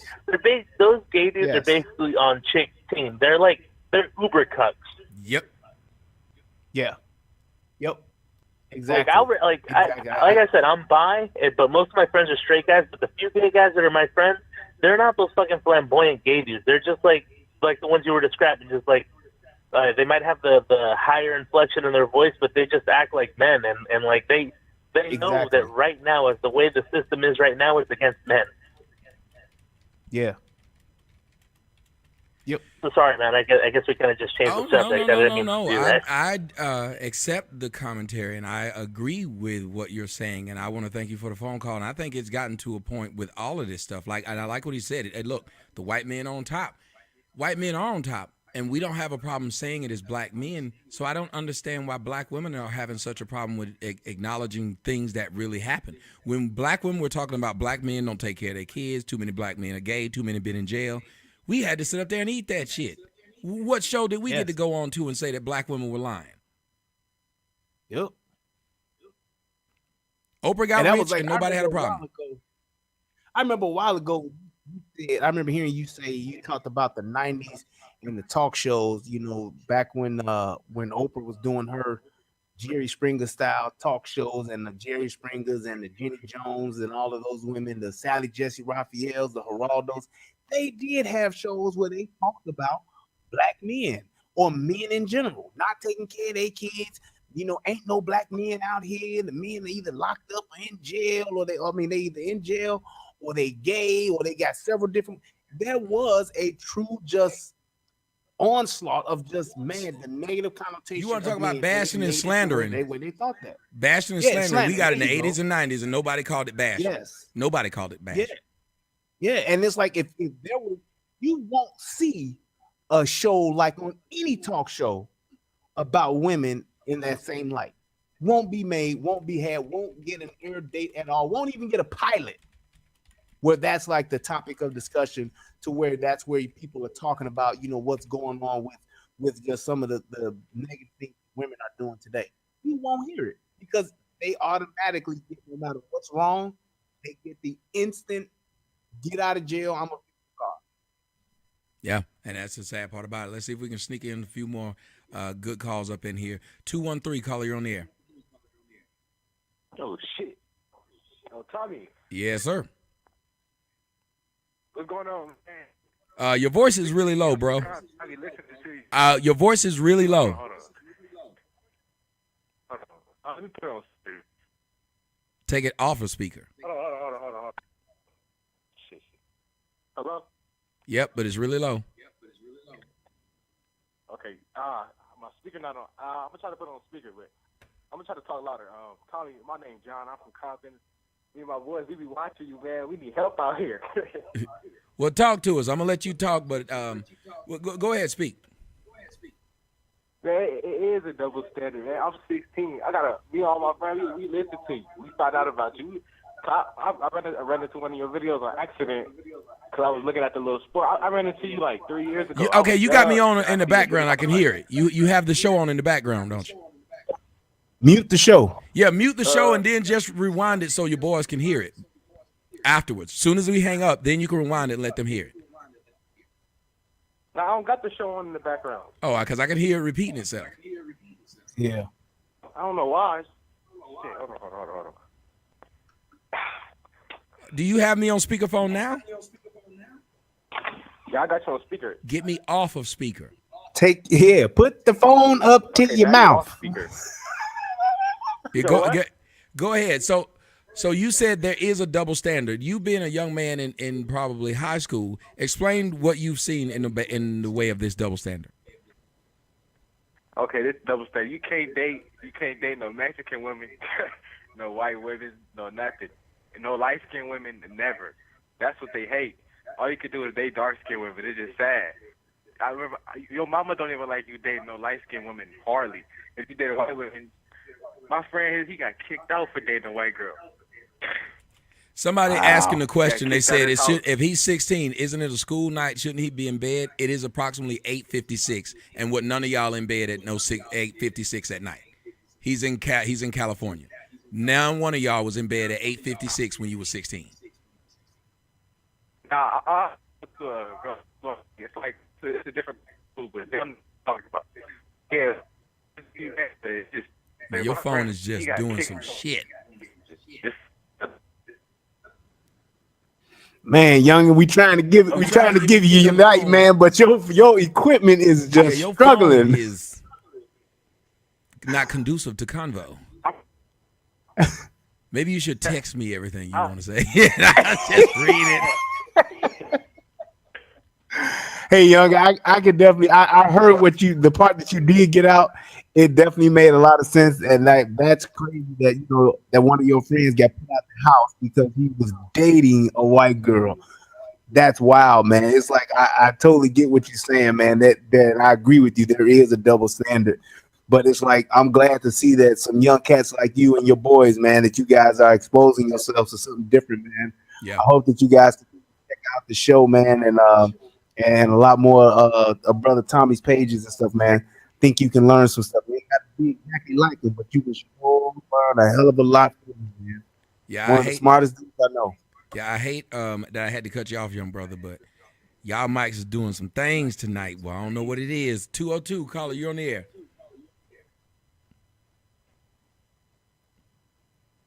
(202-905) Gone. No. 704, caller, you're on the air. Tommy and Brian, what's poppin'? DJ Magic, what's up, baby? What's happening? Yo, no. I love Brian do that. Yeah, I'd get like 3 of me in the night. This right. First of all, man, this is a good topic. I think the answer to why we get just really ridiculed or whatever the hell you want to call it when we date out our race is because women have been given that power of everything. They're being, and like you said, they're being financed. Think about something. If you don't have any responsibility, why would you think logically? You know what I'm saying? If a woman gets out of work, she got somebody to take care of her, which the government. If a woman can be dating a dude, married to a dude, and I've seen this happen to where they get pregnant, have a kid ain't the dude's, but he's on child support, and then they get all kind of government stuff, and the dude has to pay for a kid. So if you got all this power, why would you be rational? No, especially if you know that you got the power through irrational means. Exactly. You could do what the hell you want to do. And it's like a kid. If you don't give a kid damn near any rules, if you say the only rule you just got to make sure you do this and do that and do this, and there's 3 rules where a man will have 20 damn rules, well, as that child going to be like, I ain't pretty much do what I want to do. I got 3 rules. I'm going to break them and play with them eventually. But the rest of the stuff, I don't have to do anything because there's no rules. A kid right now could be 7 years old and go out the club and go to the strip club and throw some money in the air that they steal from their parents because you ain't gave them no rules. So Why would these women act? I think the onus is really on the men because we know that this is going on.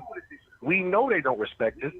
We know how they feel. And it's in your air. It's not something that just started. It started, like you said, in the 80s when the Sally Jesse and all that start coming on, and they especially with Oprah, oh my God, they used to dog the hell out of us since I was a kid. Mm-hmm. Every show is Good Men Hard to Find. Do good men exist? It would be insane. I want you And to do like me a I would favor. look at Hold it. on, DJ Magic. I want you to do me a Go favor. I ahead. want you to keep talking, but I want you to do me a favor, Brian.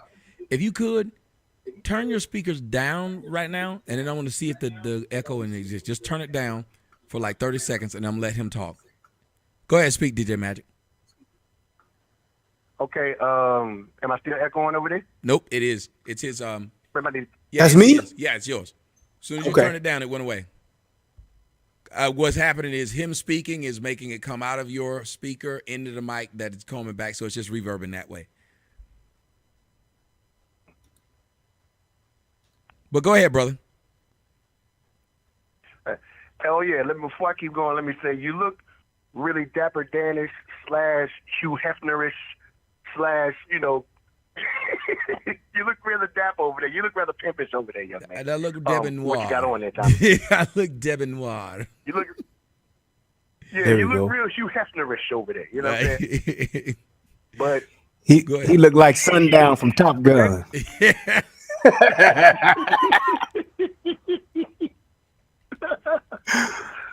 yeah, I mean, I think the owners, like I said, the owners have to come on. I had a conversation with a couple of dudes the other day about this, and they just totally blew my mind with some of the things they were saying. I'm like, the onus has to come on us because we know what's going on. One time I remember we were talking one time, and you said something about there's a crack dealer and a crack user. The crack dealer only provides the crack. The crack user is the one that sells it. If the crack user doesn't buy it, the crack dealer has nothing to say. He's not selling it nothing to nobody. That's right. We got to take out. We So, got to at put the the end of the responsibility day- and onus on ourselves because we are the ones that's making it. It's just like people trying to get me off of YouTube. That doesn't make any sense. Why don't you get people to just not? If people stop watching me, that was the fair way for anybody. You don't just say, "Let me take away other people's opinion." If the person's opinion is valid, then people should be able to listen to it. But that's where we are in America. We believe that if we don't like something, then everybody shouldn't like it. Well, here's my thing. My thing to that. If you say that the onus is on us and we're the ones that have to change it, then how do we get the power that the other group has, which are the women? How do we get our power back and still be with those who have the power? Because people who have power never give it up. They never give it back to those that had it, whatever the case may be. So these women are not going to give their power that they do have, the little power that they do have, up. So it kind of like forces us to go with other groups of women. Yes? That's true. I think what we have to do is, first off, we have to understand that you have to have somebody to look up and say, yo, this is a person that, man, yo, I admire what he's doing, or I see what this dude, what he's about, and I like this, or, like yourself, Brian, you're a married dude. At the end of the day, you're a married brother from Chicago. I grew up in Chicago. I live in North Carolina now, but I grew up in Chicago. Right. That's a hard damn. First of all, it's hard to find a good woman worth a damn in Chicago. You know what I'm saying? And the fact that you do it happily married with kids, somebody should say, Brian is a good example. Well, I said it. You know what I'm saying? I say it as much as I damn can. I mean, but it's like the thing is this too, though. It's like when you, and it's not that I want to be that. Says, oh, well, this is, look at what Brian is doing. Look at how Brian's relationship is, in his marriage, or whatever the case may be. I want people to take the issue as to why we are struggling, like you said. Why is it so hard for me or for a brother or for anybody to find a good black woman in Chicago, but just anywhere? Yep. And not to say that there aren't any, but why is it so disproportionate? That's the question that we need to be asking. We're not saying there are no good black women. What we're saying is it seems like it's like picking a needle out of a haystack, and number one for us, but it seems like when the white man shines his light on the haystack, a bunch of needles show up. Yes. Yeah, exactly. They view that white guy or any other racial guy as superior. That he has maybe more money, more power, or there's somebody in his family that has money and things like that. They don't look at it for, okay, I want to marry this guy or be with this guy to be happily ever after. They'll conform to those dudes. Why would they do that? Because they've been trained to do that since the 80s. If you come up with somebody constantly telling you in the 80s, there's no black men. 90s, there's no good black men. 2000s, there's no good black men. You're talking to I'm 37 years old. So if you were born in the 80s, you're around my damn age. You've been hearing this since then. So, and you got parents, female, like single mothers that are preaching it. And think about think about what preaching this does too to the boys. Both sexes are hearing this. Little girls and little boys are hearing. True. So little girls are growing up believing that niggas ain't shit and repeating it, and little boys are growing up believing that they ain't shit. Yes. And then once I do go ahead, Brian, I'm sorry. Go ahead. See a black man that has some type of stature or some type of financial status or some type of fame, and now the same people that's been saying ain't no good black men out here, the same people that's been saying niggas ain't shit, once they see one that rises up and has some potential, has some stature, now I'm automatically expected to default to the same group of women that have done nothing but talk shit about me since day one. Because even when I didn't have shit, I still wasn't shit.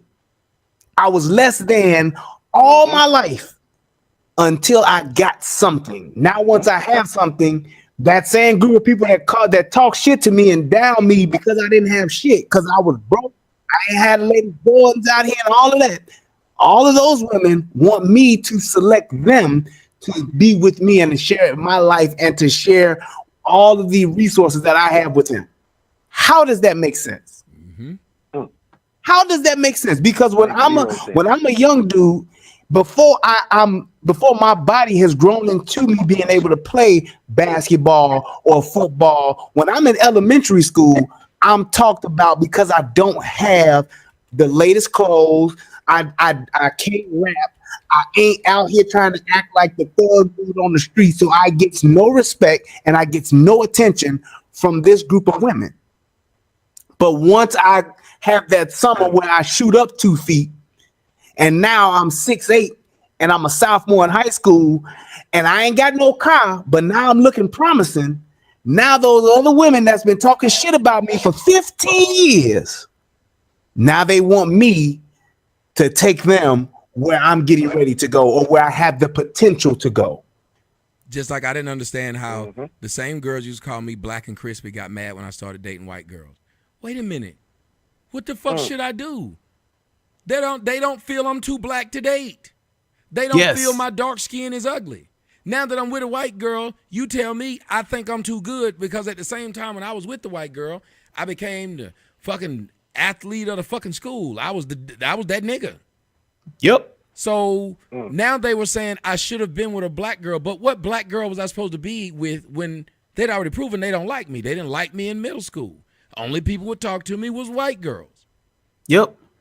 But I'm supposed to forget all of that because now I got some money. At the end of the day, call it what it is. I got some money. I got some fame. I can afford nice things. I can afford a certain lifestyle that most people can't. And because of that, I'm supposed to pick you because you look like my mama. You look like my sister. And you look like my auntie. And that don't make no kind of sense. Yeah, but they don't even ask you. How did your mama, your auntie, your sister treat you? It's all on looks. What if your mama was ain't shit person and your look is reminded me of my fucking mom? Regardless, Tommy, that's your mama. You only get one mama. See, and the train of thought is crazy. Let me give you the last word, DJ Magic.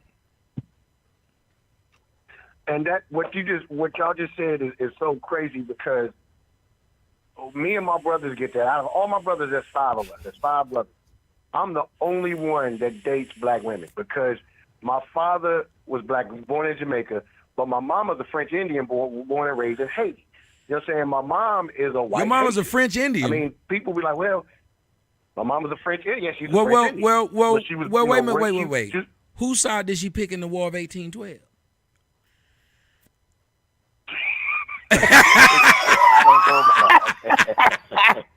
It's good to be a corny nigga. It's good to be corny. It's good to be corny. Leave it. Leave it to me to bring up something that nobody else get. You say what, man? I said, leave it to me to bring up something that most people like, man, I don't even get what you're talking about, dog. I don't even know. I don't even know what he's talking about, man. I don't know what you're talking about, nigga. Let's just move on to something else, dog. Yeah, but I mean, and I used to hear the whole, well, sometimes on when it was convenient. I mean, how this, that, and the third. And I heard about my brothers. Well, y'all, you got a black mama. No, we don't have a black mama. For God's sake, my mama got blue eyes. We don't have a damn black mama. But when it's something that we're trying to educate, or if we're saying something logical, I mean, oh, that's that white side coming out of you. Wait a minute. Think up the damn. Do I have a black mama? Or do I have a? Say you say something logical, nigga. Why you being white? You want to handle a conflict by talking it out. You being white. Yeah, it's crazy, and like I said, the dude, we have to take the onus on ourselves that we know this is happening, and we just basically men build, and we need to keep building, keep stacking, keep advancing in our careers, because what will happen is just build wealth. You know what I mean? To pass on to our kids, to pass on to our loved ones. Yes. Because these women, when you get wealth, like Brian said, they're gonna come at you. But you know why they're coming at you, so you can do something about it. Don't just let these women come in and just do whatever they want to do to you. And my thing is this. And everybody on this phone is, but they. And my thing is this. To be DJ fair. Magic. I'm gonna let you finish, but I'm gonna say thank you, DJ Magic. I'm gonna see if I can get a few more calls in before we have to get out of here. Go ahead. To be fair, are there white women that marry for money? Yes. Yes. Are there white women that marry for power? Yes. Absolutely. The point of the matter is they do it and they treat the person well all throughout their life. They gravitate towards those people throughout their life, and they think, yeah, you don't hear white girls talking about little white boys saying, "Oh, your shoes, nigga, you ain't shit. You broke it." That's right. White pasty motherfucker. You won't hear that because they, like when Tommy said before, they actually like each other. White people actually like each other. White girls like white boys in spite of what they don't have. Now, will the nerdy white boy, will he get as many women as the young jock white boy? Nope. No, he won't. But when that motherfucker's in college and he about to make the next smartphone, those women will then acquiesce to him because they see the potential in him. He ain't got a dime yet, but they see the potential in him. And well, you know what? Maybe I am gonna go ahead and just suck his dick at least 2 times a week, just in case he do get that new cell phone out there that changes the game and become uber rich. Yes, that's what they do. Us, we ain't doing that. We gonna go and fuck the dope dealer until this dude get money and then say, yeah, I know I was with him, but he locked up now. He doing 25 years and it's just me and his 2 kids. What's up? And I ain't fucking till we get married. Mm-hmm. Shit crazy. And you got to sit there and watch stuff like this happen and know that you're telling me that if this person treats me well, I shouldn't accept it or like it because I'm black and my mama black, and I should be used to substandard treatment. That's what I just really am hurt by, is that black women openly admit that they are treating you substandard. That's a perfect word for it. It's substandard treatment. Mm-hmm. Absolutely. And nobody should have to settle for that, but black men are being told that they should, and they're being ridiculed when they opt out of it. We can't opt out of dating black women, but they can opt out of wearing their own hair. They can opt out of dating you. They can opt out of even liking dark-skinned kids, because if you put up a post right now, and I tell everybody to do it, and people know that it's true. So since he wanted to ask me for evidence, brother, here's some evidence. Go to any Facebook or Instagram page, put up a picture of a mixed kid with light eyes. Put up a picture of a dark-skinned kid. Yep. See which one gets the most likes. See which one gets the most comments. Matter of fact, you'll watch black women make fun of that dark-skinned baby. If it's too dark, Black women will make fun of that baby. That's a black ass baby. I put up a picture of a black, dark-skinned African dude a long time ago, and many of y'all might remember it if you were fans of my Facebook page. I said, this is the closest to God many of us humans will ever see. Black women came onto that post talking about how ugly and black he was. You can't even see that black ass nigga.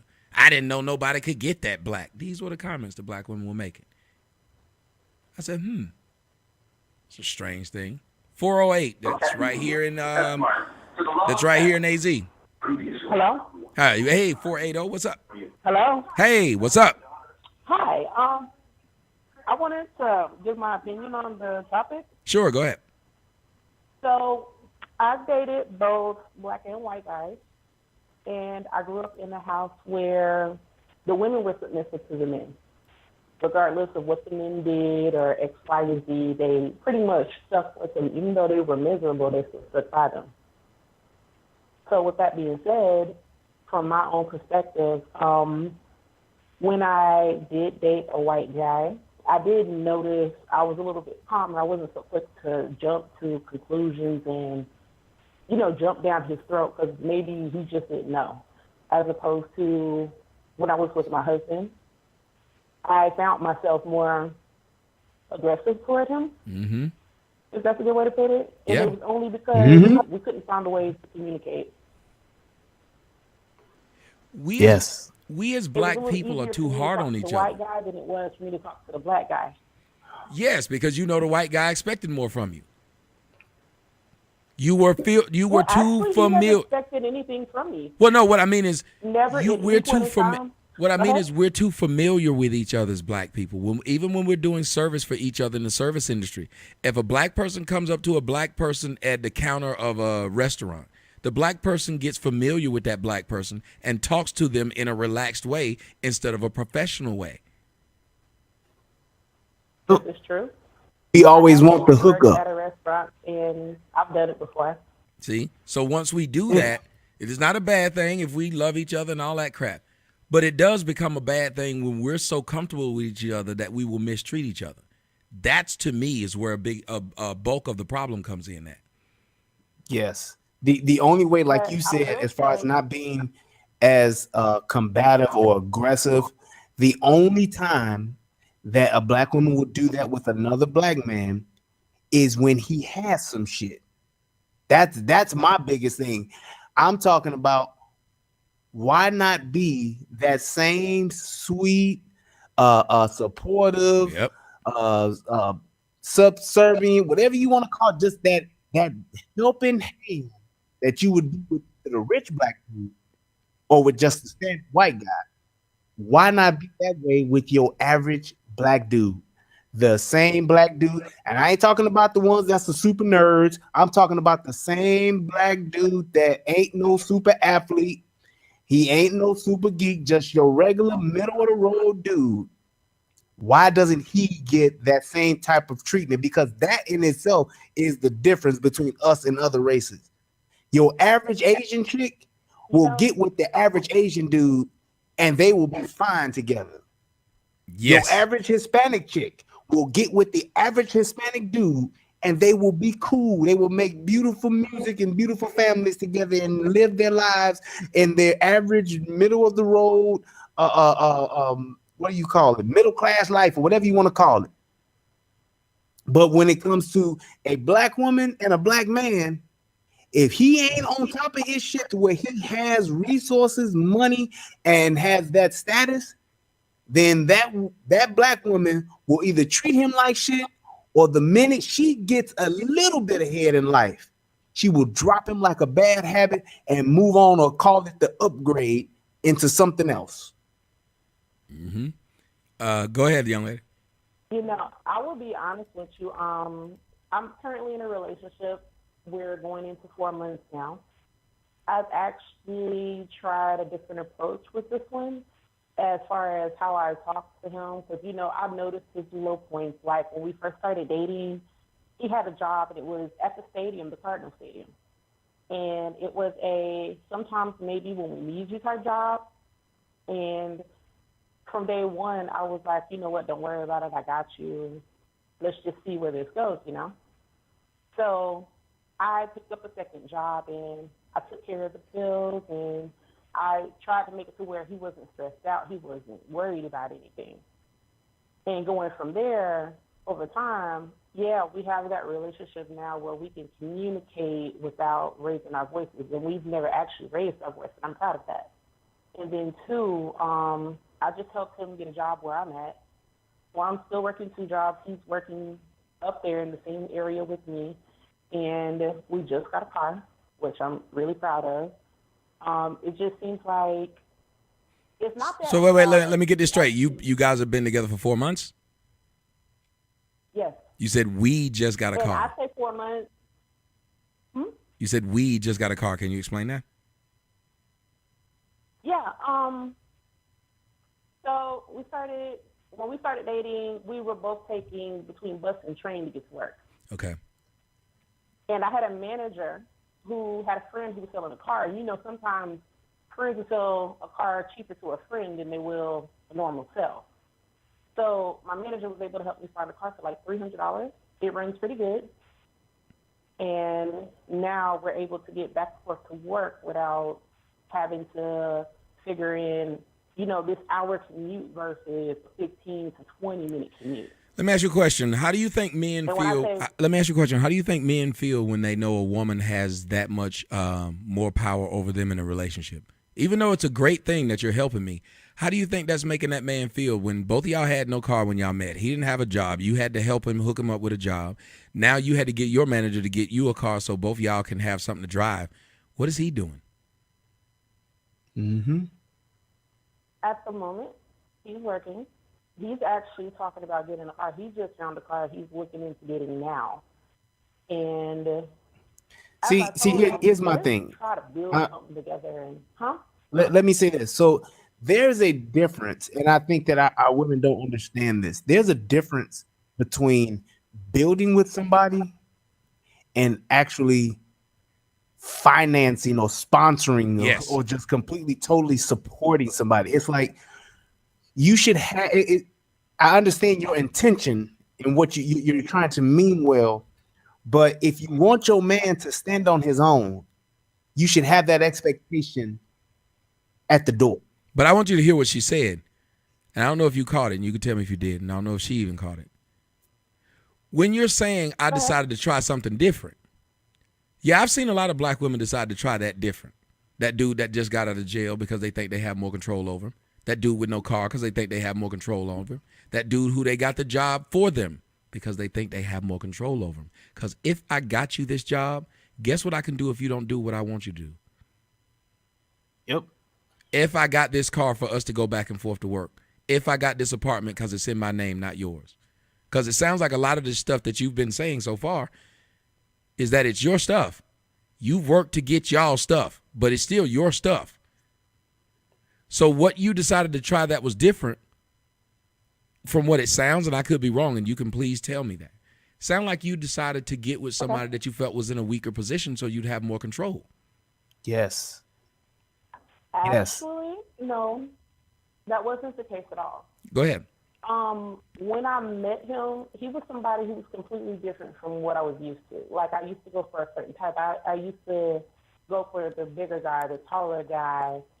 He's completely different from what I'm used to. I've dealt with a lot of assholes in my past. He is in no form, shape, or fashion that person. You slept with a lot of what? With a lot of people. Assholes. Oh, let me tell you, why would you let assholes in your pussy hole? That's not sanitary. You know that, yeah. You were taught that when you was a little girl. You supposed to wipe from front to back, not back to front. Happiness used to be a turn on. So let me just say this. What I was saying as far as you getting with somebody who doesn't have this or doesn't have that, and then now you're trying to, or at some point you want this man to be the lead or the leader, then you have to kind of have that expectation in the door. Not that a man is less than if he lost his job, but if he got his own job when he met you and he lose his job, he can get his own job again. You see what I'm saying? Mm-hmm. So it's like you have to have a man or get with a man that has the tools already And then that way, you know that when it comes time for him to step up, he can step up. And, you know, you are there to support him and to help him. But he should be the one making the moves. He should be the one that has the plan and can do his thing. Because if he's totally dependent on you, then you are in control at the end of the day, no matter how you want to paint it. Yeah, and then let's call it something else, but that ain't what it is. And let's call it what it is too. With all that you're doing for him, dear, if he walks away from you tomorrow, or he get a good job and now he can pay for his own car and he leave, are you telling me you ain't gonna feel some kind of way, like you did a whole lot to help him and he just walked off? You're not gonna feel no kind of way. I'm gonna be honest. I look at it like this. I showed you who I am from day one. And at the end of the day, if that's your true colors, that's your true nature, then by all means, feel free to go. Because that just tells me, I'm just asking you, do you not feel like you will be, but would it not hurt you to know that you put this kind of investment into an individual, building them up, and then they left? I kind of got to go back to what I started off with in the beginning when I said I grew up in a household with a submissive mother. So yeah, but you do that dude with somebody that was less than the woman that you are and had less than what you had, and all that you invested in him, he now has taken that and now she's benefiting from it. Yeah, like she's not answering my question. It was a simple question. You're gonna feel some type of way about that. I'm asking you because this is a baseline question. How you answer this will let me know how honest you are. If you put all that you put into this man and he gets himself on his feet and he leaves you for another woman and she now gets to benefit off of what you've done, you're not going to feel any kind of way. It's a simple question. I've had that happen many times in the past. But did you feel any kind of way? I'm being honest. Will the defendant please answer the question? That happened plenty of times in the past. And when it happened, how'd you feel? I've learned to let it go. Okay, but how did you? We're not talking about what you did afterwards. How did you feel? That's just like if I hit you in the eye, you may not hit me back, but do you feel the pain? Yes. It may have healed. You no longer have a black eye. That don't change what you felt when I dotted it. Exactly. This is very true. I have a weird way of looking at things. If that's a good way to I don't want your weird way of looking at things. I want to answer to what I asked. How did you initial question? How did you feel? I don't want your weird way or any of that. I just want to know how you felt at the moment, dear. At the moment it happened, did you not feel some kind of way? That's a yes or no question. You can elaborate afterwards. I just want to know. Okay. Yes. I was going to say, the fact that it's taking you that long to admit something like that, seriously, like if somebody asked me, how'd you feel when a girl cheated on you? I don't give a fuck how much of a player I am. I can admit it hurt. Yes. Why is admitting something that's so difficult for our women? Seriously, why is it admitting something so difficult for our women? It's like y'all are so busy trying to put on this unified front of strength that you think denial is a strength. You went Martin Luther King twice from that same question. You turned the other cheek. It was like nonviolent. We gonna stay nonviolent. So I was just curious, and I'll give you this last question before we walk out. I just don't think it is a good idea. A man is always going to feel some kind of way if you get him while he broke, because he knows you're going to throw that up in his face. And typically, if we get into an argument, which all humans do, when we get into an argument, we throw up the other person's shortcoming. So, yeah, I don't have a problem with you got these little bit ass titties. You get me mad with your little bit ass titties. Like, that's how the conversation goes. It's the exact same thing. I was okay with them until you got me mad. So one of the things that I know a lot of women will do is they will fuck with a man's masculinity. And they know a man's masculinity is generally based upon what he owns, what he has, what he can flaunt. Peacocking. That's what a man does. Your man didn't have anything. He had no feathers. That nigga was just a bald turkey. He You started putting color feathers on him. You tried to dress him up, tell him this what a peacock's supposed to look like. Taught the nigga how to gobble and shit. Peacock. He peacocking around now. He got some feathers, got some colors on him. He fuck around, got 6-7 colors. Now bitches is looking at him, and when you get ready for him to come home, he out in the front yard peacocking, kicking and shit, kicking up dust, and he done got in his car and drove off. Talking about, I don't need you no more. You Slap the will wings in that smoking jacket again, nigga. Go ahead. You know, he peacocking.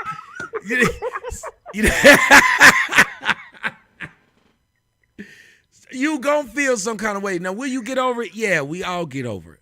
But putting myself in position to have it happen again, because it's better to build with someone where the car is in y'all's name, the house is in y'all's name, the rent, the light bill is in y'all's name. Everything is in y'all's name, so you can't kick me out of that, bitch. You didn't give me my job, so you might break up with me, but you can't call the boss who was your friend and get me fired. So we're on a different playing field. You're in a power position, and I know you're not going to admit it, but you're in a power position. And I don't think it's good to be dating like that. You decided to take a step back because you thought it would be easier. And I know you're not going to admit it because you said that's not what's true. But from what I'm hearing, it just sounds like you felt like this guy would be easier to control because what was some of the biggest issues that you had in the relationships before? You called them assholes. Why do girls typically call a man an asshole? Because he can fuck them and don't need them. Yep. Okay, but wait. When I say asshole, let me just say this. The one prior to him that I thought we were dating, he, in actuality, when people would ask if we were talking or whatever the case was, X, Y, and Z, my manager came to me with stuff that he was saying about me. Actually, two of my managers and a few other people would come to me and say, hey, if y'all are together, then why did he come to me and say this? And these are actual words that came out of his mouth. We've actually had these conversations. Okay?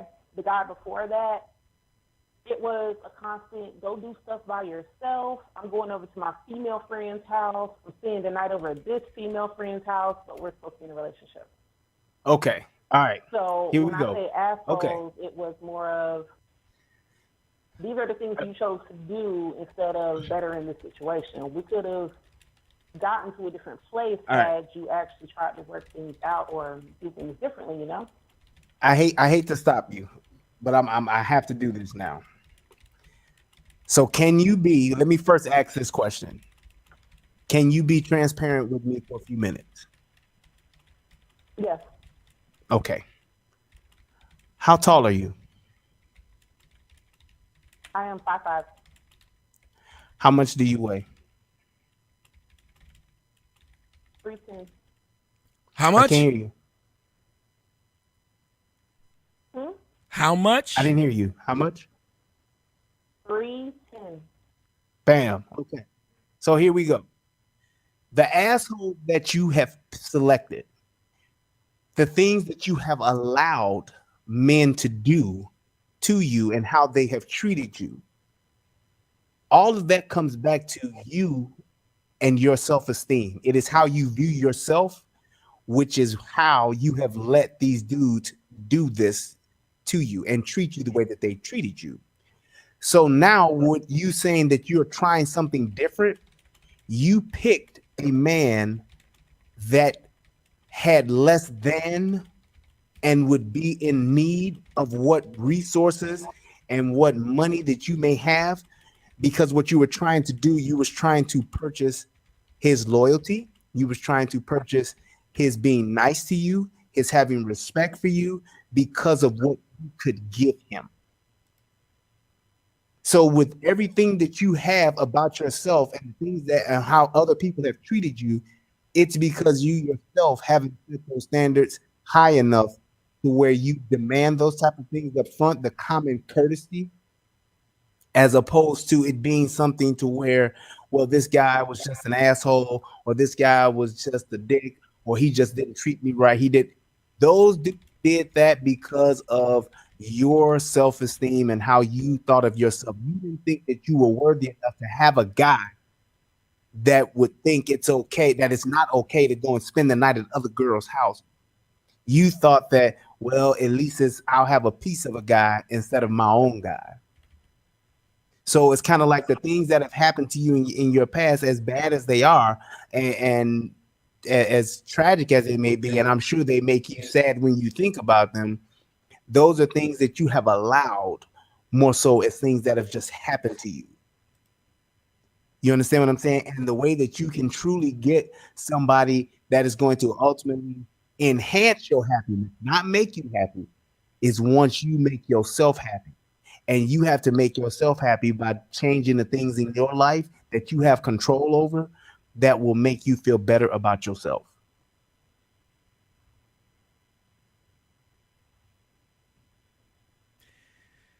Dear, I want to say to you thank you for the phone call, but can I ask you one last question before we get out of here? Yes. If you're 5'5", 300 and something pounds, you're morbidly obese. Yes. If you are morbidly obese, before you try to build on trying to get a car with a man, an apartment with a man,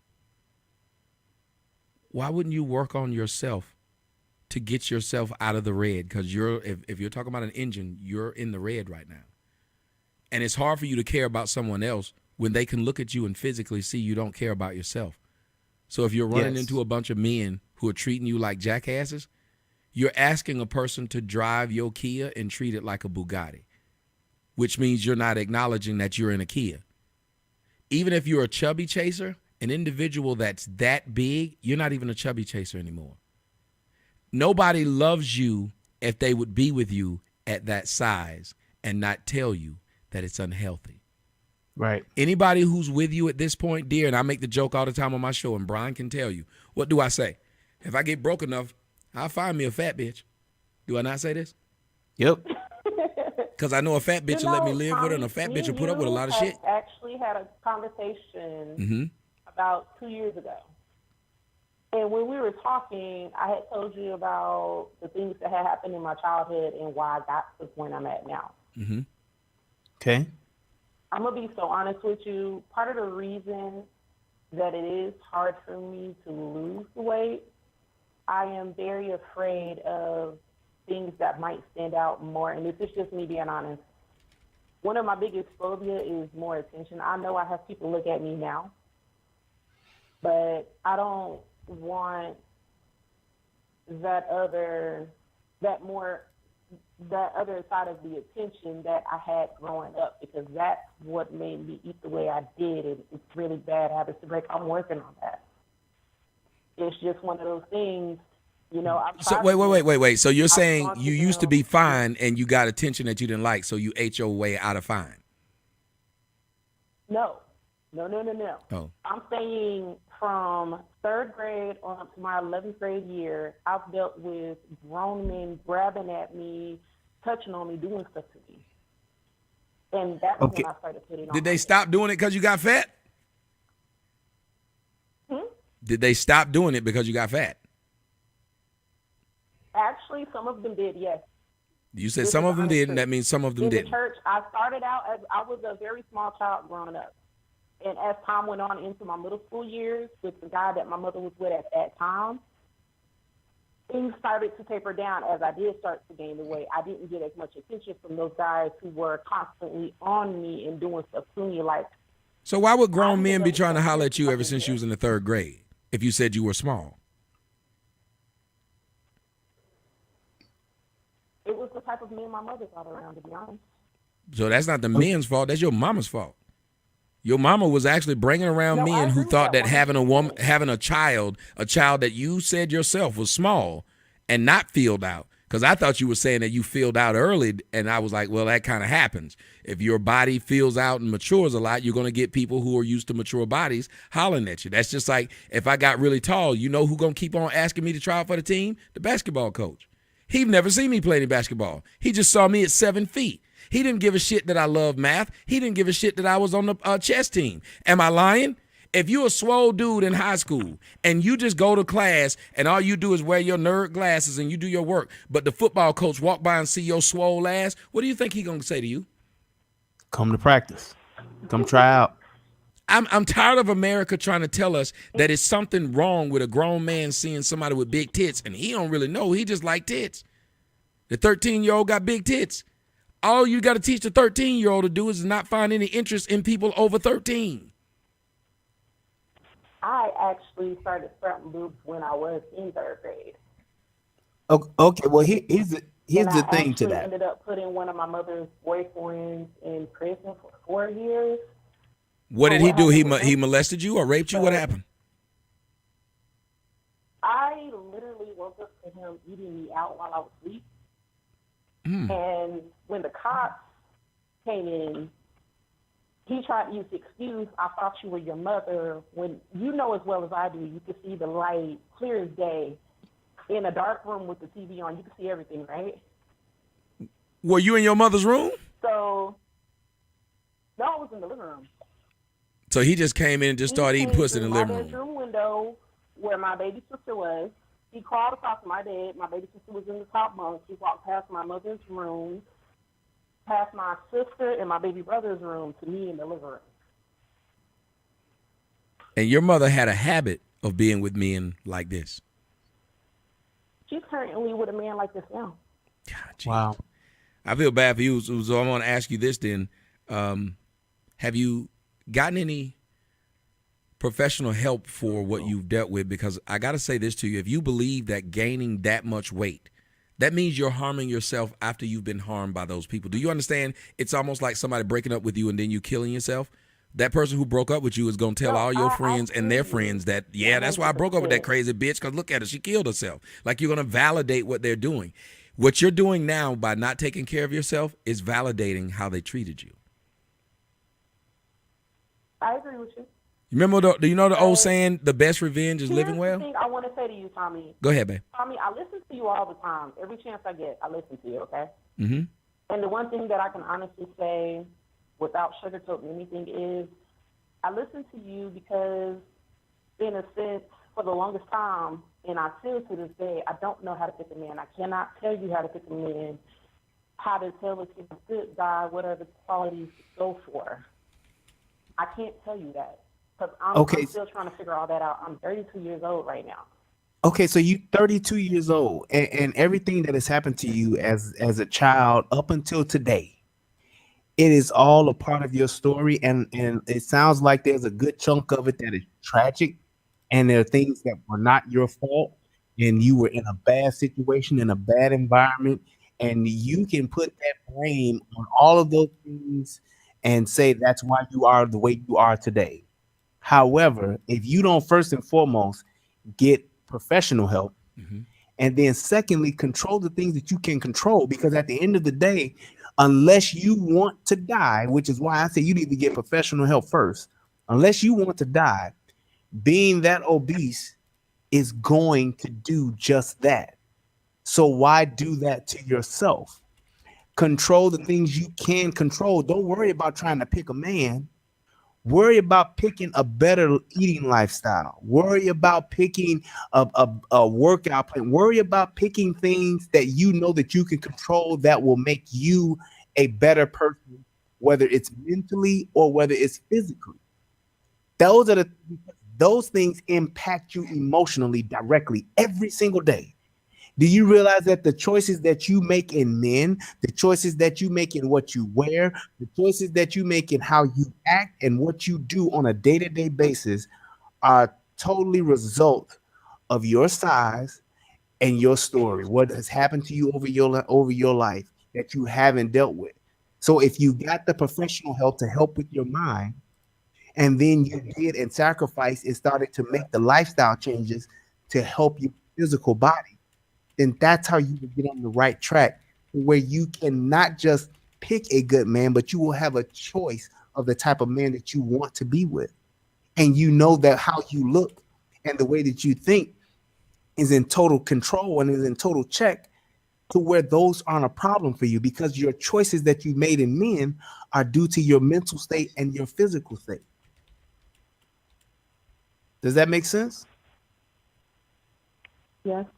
I didn't think of So it like that. so take control of what you can control, because shit happens to us in our lives that we can't control. And there are things that come our way that we don't know how to deal with or aren't equipped with dealing with at that moment in time in our life. And you didn't know how to deal with your mama's boyfriend eating you out at 11 years old or 9 years old.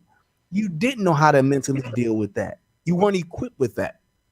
But now you have the tools and the know-how on how to deal with that so that you can move forward with your life. Because right now you put yourself in a 310-pound prison for a crime that you didn't commit.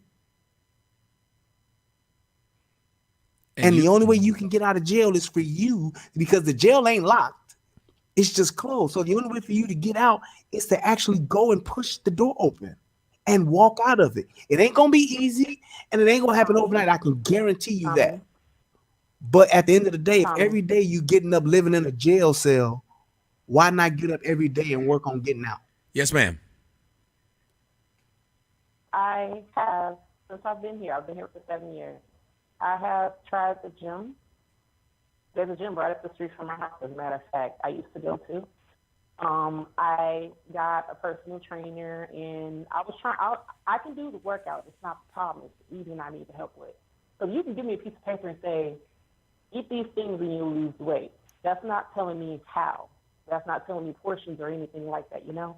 Well, you should know gluttony is bad. So that's what I mean. Like, if somebody tells you eat these foods, you should know not to eat 99 pounds of grain. I mean, if you look at a cow is a vegan, but it's big as fuck because it just eat grass. It just eat a shit ton of grass. Same thing. You could be a fat ass vegan because you just eat a whole bunch of the damn stuff. You got to know that there's a thing called portion control. If you got a car right now, since you just got one, let me ask you something. How much does it take to fill up the tank? How many gallons? 12 gallons?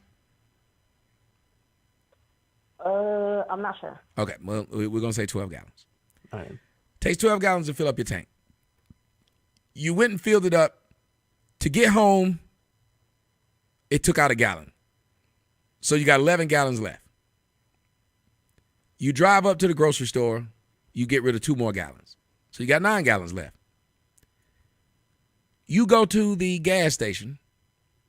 How much gas can you put in your car?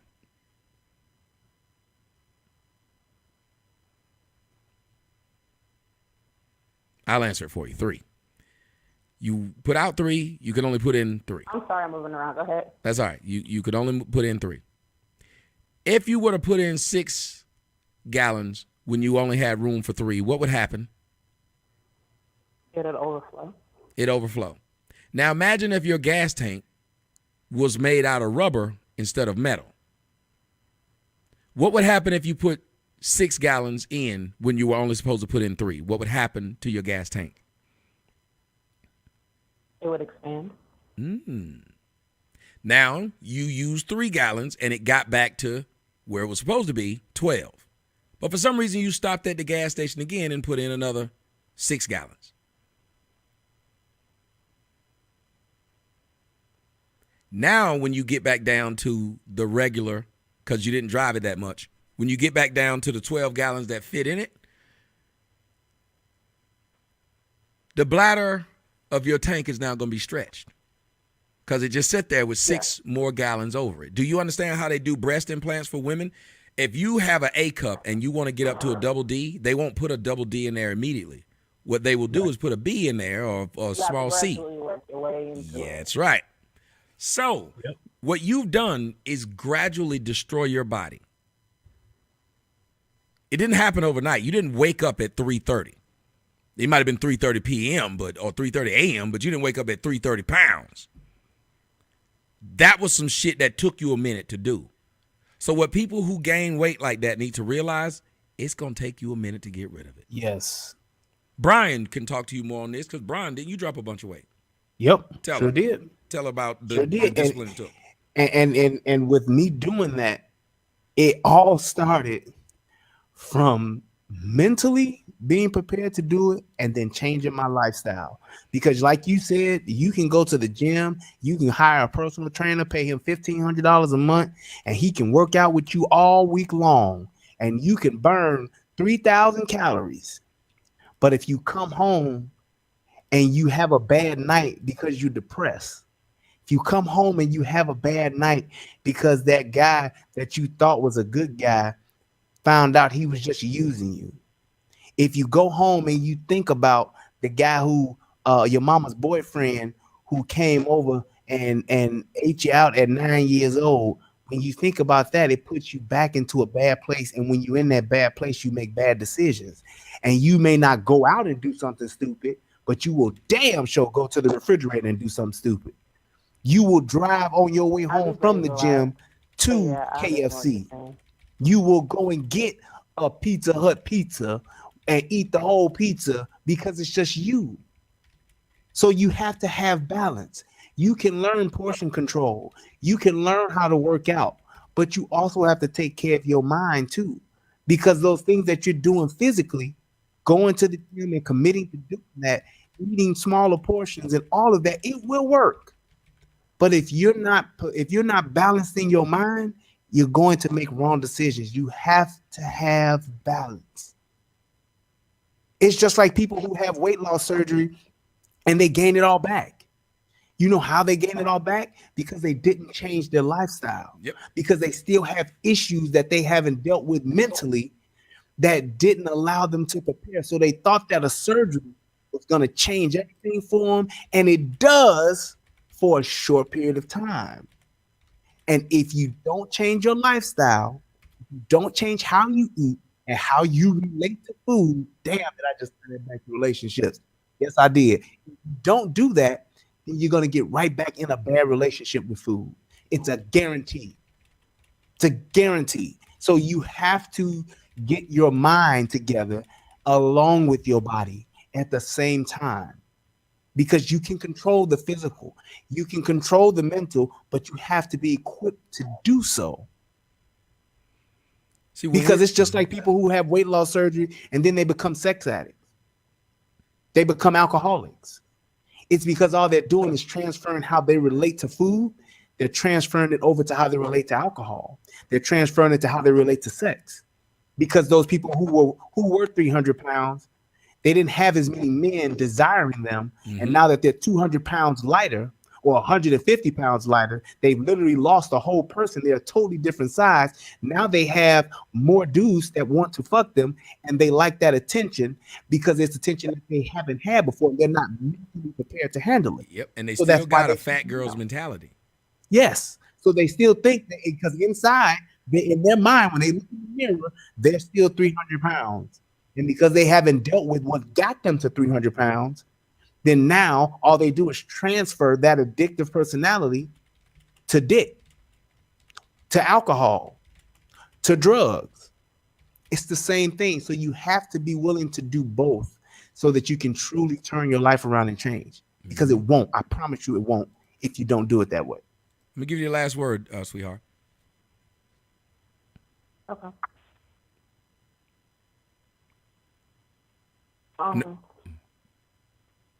I just, if I could have somebody just sit down and actually talk with me and show me, because that's one thing I've been asking for. I've even asked one of my doctor's offices, but I was told I couldn't do it because I wasn't pre-diabetic or diabetic, and they wouldn't offer me the classes. But if I could just get someone to sit down. Let me ask you something. Why do you need, I'm not trying to be funny, but why do you need this when all this stuff, I told the guy this, I'm going to tell you the same thing. This is the information age. There are several YouTube channels where they are dedicated to nothing but people losing weight. Nothing but showing people what to eat, how to eat. These things are all online. There are commercials every day from Weight Watchers telling you how they'll plan your meals for you and send your meals to you. All you got to do is be willing to pay them for it. You can even watch on YouTube to see how to prepare your meals. Mm-hmm. That's just like with Pinterest, though, right? With what? Pinterest. I don't know who that is. No, not Pinterest. No. We're talking about. What Pinterest is? Oh, Pinterest, I thought you. Pinterest. No, we're talking about their actual They're actual people that are in the health club community. They're in physical fitness. They're into eating right. And they actually will give you the information and show you how to do the exercises, whether they're modified exercises, whether they're intermediate exercises or they're expert exercises. They will show you how to eat, how to prepare your meals, how to eat the food, how to control your portions. They will show you all of that, and it's free. It's on YouTube. All you have to do is watch it. Because it just one of my buddies is Millionaire Hoy. That's all he does. He's a YouTube fitness dude. That's what he does. He's good at it, but that's what he does. Well, so that's somebody that you can watch. Yeah, and it just feels like to me like the same thing I complain about with black women. I say y'all keep looking to give the responsibility elsewhere except for on yourself. You're like, well, I asked my doctor to help me and I asked all these people to help me. Remember who put all that weight on you? You did. And you just said you did it on purpose. No, but I'm saying if you did it on purpose. So what you need to do is this thing called reverse engineering. The reason why I want someone to sit down and teach me. So with me working 2 jobs, which I've been working 2 jobs for the longest, it's kind of hard for me to actually sit down and eat right because I'm always running somewhere. No, it isn't. Just drink water. Water is your friend at your size. Water is your friend. You substitute what you eat. Get you on. I don't know if you remember when how many of y'all remember when I used to on the show all the time had that big ass jug of water and be drinking it all throughout the show. Then how many times have motherfuckers been talking about me drinking water out my big ass jugs and my big ass mugs that I have on the show? I take one of those tall mixer cups to work every day, and I drink on that with ice water because I work in the airport. You can't take liquid through security, so I carry a mixer cup with me. I do drink water. But I have to kind of limit it in certain areas because guess what? I'm behind security. I might be at the store by myself. I can't run out of the store to go to the bathroom like that. So I can't. Young lady, let me stop you. Let me stop you. Yeah, if you don't get nothing else from this conversation when you rewatch this video, get this. We as humans, men and women alike, we make time for what we love and for what we want. We will dedicate our time. We will dedicate our resources, and we will dedicate our energy to go after those things that we want. The same level of commitment that you have to working 2 jobs, the same level of commitment that you have doing all of those favorite things that you have in your life. If you really want to get control of your life and take control of your body and your mind, you will find a way. You won't need anybody to sit you down. You will seek it out, and you will dedicate your time, your energy, and your resources to do so. Until you are willing to do those 3 things, it will not work for you. And that's just the honest to God truth. Mm-hmm. And so that's what I mean. Like you're looking for, I know you're not saying this, but from listening to your story, it sounds like you're looking for an excuse that you don't want to just take the bull by the horn and say, yeah, I may not be able to lose 100 pounds quick because that's what a professional may be able to get me to do. But on my own, I can lose 5 pounds a week. Because you can fuck around and lose 5 pounds. At your weight, you can fuck around and lose 5 pounds. Absolutely. You can run up the stairs while at work instead of walking up the stairs. You will lose 5 pounds. And you could continue to eat the same damn thing you were eating. You can make small changes and you will get big results when it comes to our body. Because you train your body. You train your body to want less food. You train your body. Let me tell you one of the hardest things for me to do. Really late night, I have cravings really bad. And people who gain weight like I did, you'll know, shit, you like food. And then, like, here's what happened to me with sodas. I had gotten so addicted to sodas that when I tried to stop drinking them, I started getting headaches. You know that feeling of where you gotta, like you had that dry mouth, that weird feeling, I gotta have a soda. And you just still crave it. I crave it every time, as weird as it is, I crave it every time I have pizza. I've probably had maybe a total of 12 pops this entire year. But there was a time when I was drinking 2 to 3 32-ounce pops every day. But I had to make the conscious effort to say, I'm going to stop this shit. And you know how I started? Instead of drinking 32s, I started drinking 22s. Yep. Then I started drinking 12s. Then I went from 3 to having 2. Then I went from 2 to having 1. Did you play that game with yourself where you said, well, if I drink this amount of water, I can have a soda? So it will force you to drink the water so because you can get to that fucking soda. So I would say I'm not drinking that shit. I'm going to start drinking water. Then I said, well, I'm only going to start drinking 100% juice. Then I said, I'm going to stop drinking anything with high fructose corn syrup in it. It was like I had to slowly wean myself off of it, but I had to make the mental decision to initially start somewhere. And nobody showed me that. Mm-hmm. That's what I did, because I said, once I looked at myself and I said, God dog, I look like Dr. Conrad Murray. Like literally the people at AAG came and questioned me on if I killed Michael Jackson. Michael Jackson. Sir, what did you do with Mr. Jackson? You know what I'm saying? I'm walking around, people throwing tomatoes at me. Dr. Conrad Murray, you ain't Michael shit. Jackson, you motherfucker. You should have known better to do CPR. You know what I'm saying? So I knew at that point, I knew I was fat when my mama called me fat. Tommy. Huh? I just want to say to you before we get off this line, thank you for talking with me tonight. That is some stuff to take into consideration. Listen, thank you for calling. It takes a lot of, let me tell you something. It takes a lot to call one of these shows, number one, because you don't know there'd be some stupid motherfuckers on here and whatnot. But number two, you came and you were honest. When I asked you, because I was like, well, wait a minute. What did you say? It took you a while to say it again.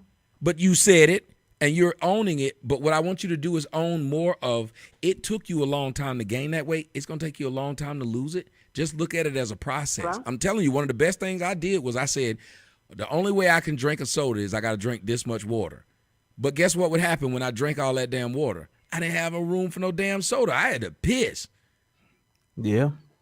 And it kept filling me up. It's the same thing. Go to a restaurant with your friends. Go to the restaurant and get you some steak and all the shit you normally get.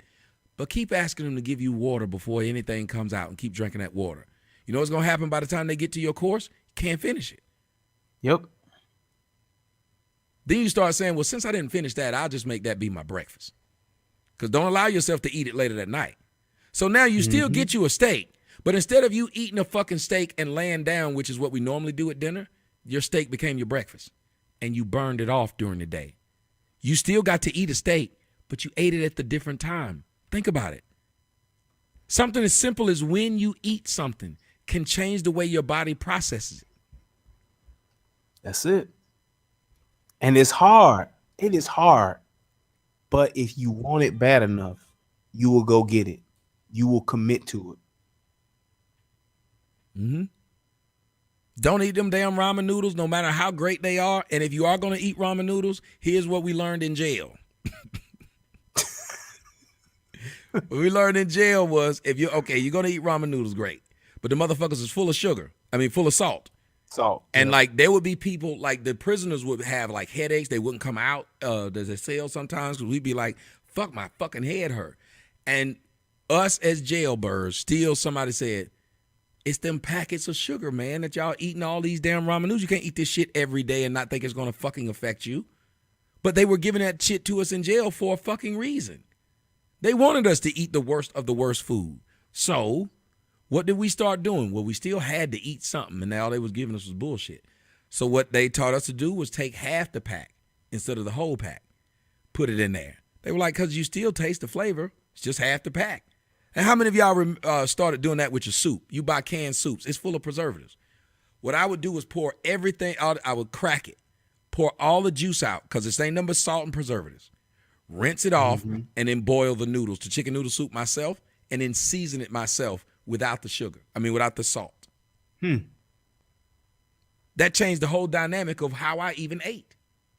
Because chances are when you eat soup, what are you usually going to put in your soup? Crackers. Yep. What's in them crackers? Salt. Why not boil all that shit out and then use the same crackers? And now the only salt that you have in there came from the crackers. Yeah. Simple shit we can do. But we have to want to do it. So young lady, I hope that you want to do it. And everybody else, I know we've run up on a wall. I think we went like an hour and a half longer than what we wanted to. We didn't really get into the conversation like I wanted to, but I'm glad that we were able to speak about it. So I'm going to ask you to wrap it up, put a bow on this for us about the subject of interracial dating. Why do you think there's so much more problem with men doing it, black men doing it, than it is when black women do it? Well, I thought about this when we first when we first decided on the topic, I said, you know what, I really want to get a really good deep thought about this, and what I came up with, I guess this would be the Brian's brain part. I think that we all, at the end of the day, have our drawback. We all have our shortcomings. We have those things about us that we don't like. We have those things about us that we are self-conscious about. We have things about us that we wish that we could change, that we wish we could improve upon, whether it's your nose job, whether it's your breast, whether it's your butt, your skin tone, your hair, your penis, whatever the case may be. We all have those shortcomings. And I think that the biggest problem is because our black women don't know or haven't been taught how to accentuate those things that are positive about us, how to make sure that you have and that you are more than just what your things that you think are deficiencies, to be more than just that. To say, yeah, even though I don't have big breasts, I'm smart, I'm creative, I'm funny. Let me build on those things instead of building on those things that we have that are solid attributes. We tend to just try to focus on those things that we don't have, and we try to dress them up, and we want people to just take us as is, and we haven't done any work on who we could be. Just like the young lady, you have to be willing to be more than your flaws, be more than your mistakes, be more than your drawbacks, in order for you to have the confidence to say, I don't compare myself to what this person may have over me, because I'm good at being one thing, me. There is nobody on this planet that can be a better you than you. So why not focus on building up those good things about you, and those shortcomings about you will just be that, those shortcomings, and those are the things that will turn out to just make you unique, as opposed to being the thing that you focused on the most. Because I don't like my hair, then I just do all kind of crazy shit to my hair, hoping that somebody else will be okay with that when I have nothing else to offer. Women, your looks that you have, your breasts that you have, your butt that you have, yeah, it's tight when you 18, but I guarantee you it won't be that way when you 40. And that's okay when you have other attributes.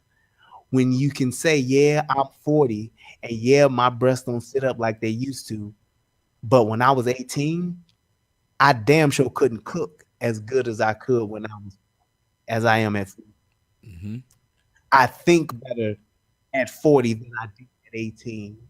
I value things, and I value people, and I value my family and things like that more at 40 than I do at 18. I know how to care for my man and cater to my man and love on my man better than I did at 18. Yeah, my pussy was tighter, but he needs more than just a tight pussy at 40.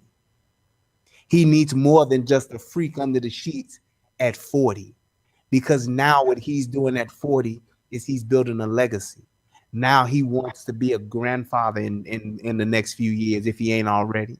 So those are the things that will make your value in your stock. If anything, it will make it increase and make you more valuable, more of an asset than it is a liability, because nails cost, hair costs, getting manis and petties and all that shit costs.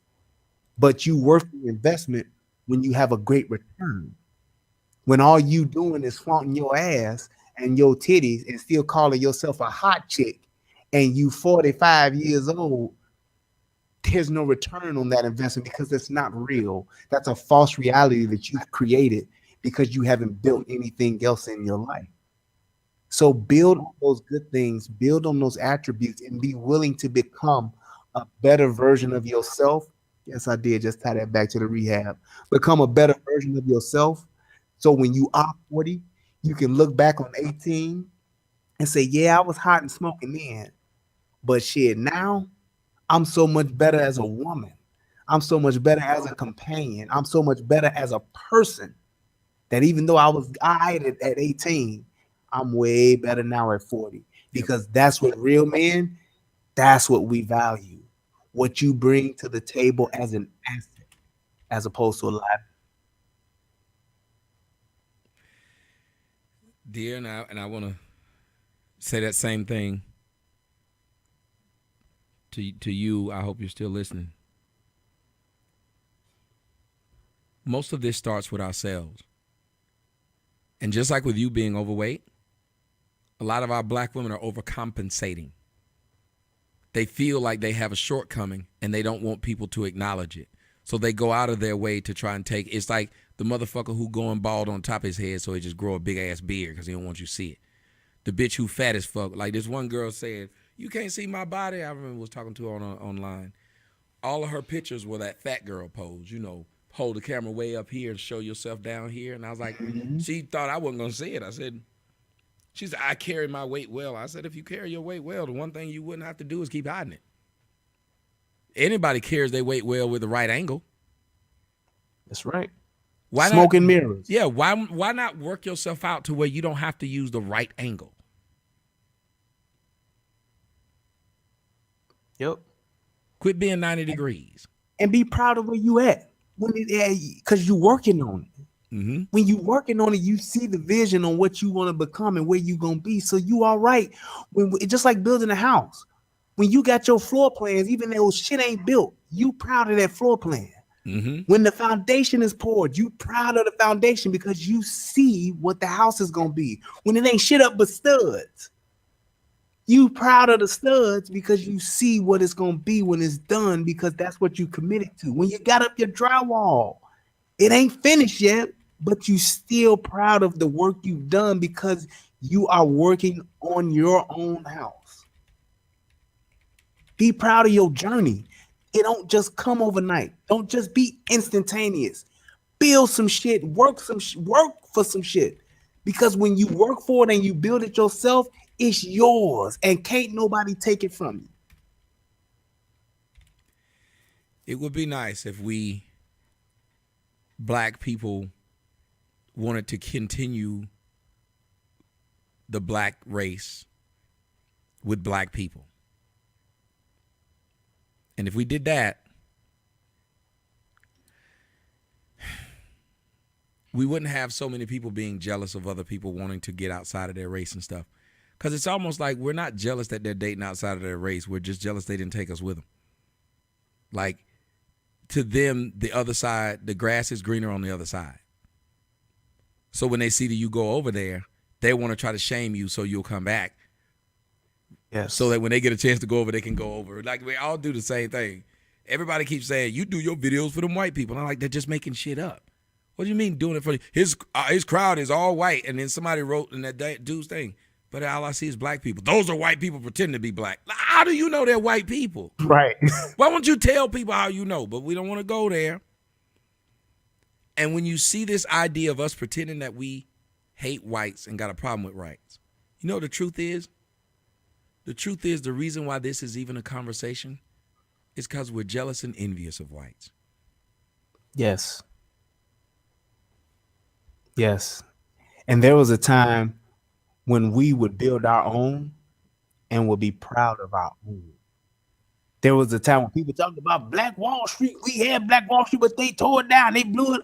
At the end of the day, when you're builders, when it's yours, you build it. And if they tear it down or blow it up, you build it again. Just like when we got attacked at Pearl Harbor. We didn't sit back and say, oh man, they tore up Pearl Harbor, man. They fucked up our thing. We got to close Hawaii. They said, you know what? They got us, but we're gonna go over there and devastate some shit, and then we're gonna come back and build this shit back up. And now it's a museum where those ships went down there, so motherfuckers will never forget of what happened. But Hawaii is still open. Mm-hmm. And that's why we got to stop doing what we're doing. The reason why we're allowed to be in the space that we're in is because black women have been raising the children. There's no been men there because men won't even allow their children to go around blaming somebody else for their shortcomings. What do we do as fathers when our kids come home telling us, well, so-and-so was doing it first? We go off on them. The fuck you mean? You know better. We know better. All of us do. When I make a mistake, it's nobody's fault but my own. That's right. I feel bad about it. I go through my days of where I look at the wall, look at the floor, look at the gun, look at your head, think about hitting it with it. But I go back to realizing you wouldn't be able to do any of the things you did to me had I not allowed it. Period. That's right. Be willing to go back and be a builder, because when you build something that's your own, then you don't have to worry about somebody handing you something.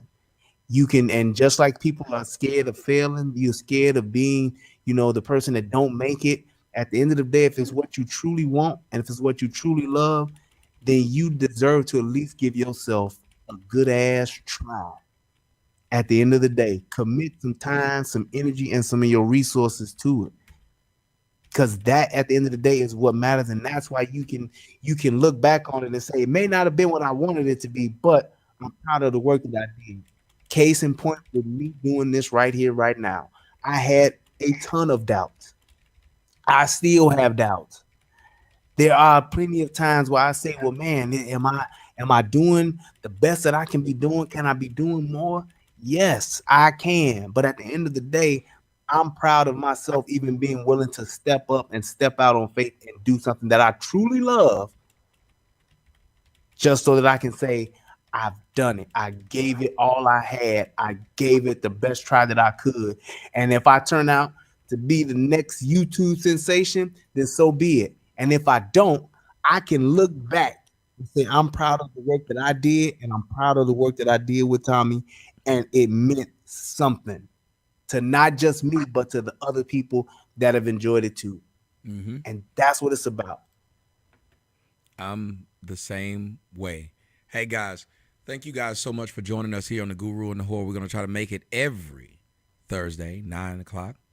I'm going to make it my mission to be here at 9 p.m. Eastern Standard Time, and I'll miss the Thursday night games, but I have a thing called, what is that thing where you can record it? So what I'll start doing is make it to where the crowd will tell the crowd, don't say shit. I know as soon as I tell them don't say shit, some jackass going to come in and start putting in scores, so never mind. Yep.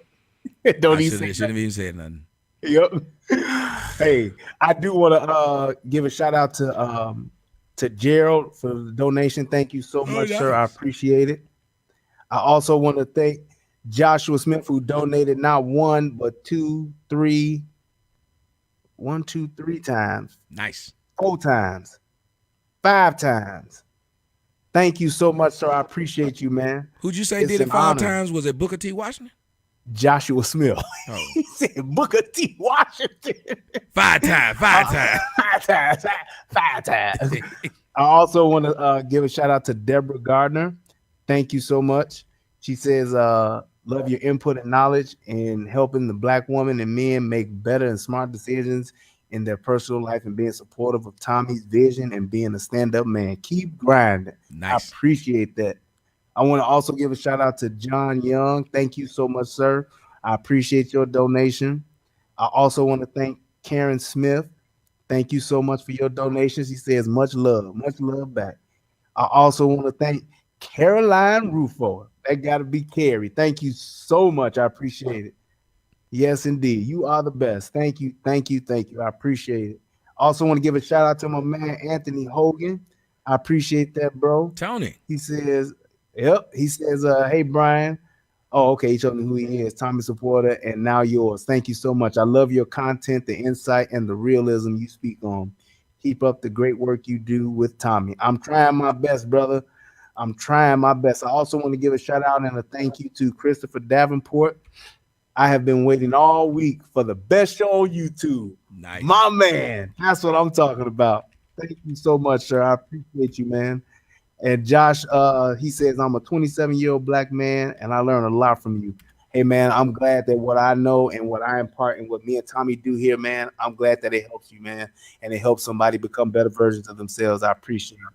And I know Tommy probably got a ton of donations as well. Well, I don't know if I got a ton of them, but I mean, Yeah, you do.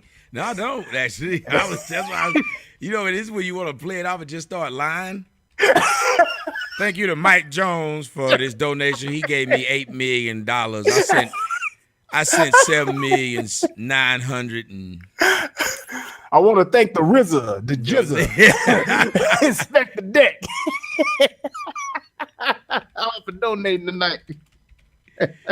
It's crazy. So I'm sitting up there. But I will read what I have, and before I read what I have, is that all? Because usually when you read something, usually other people start donating. So is that all before I?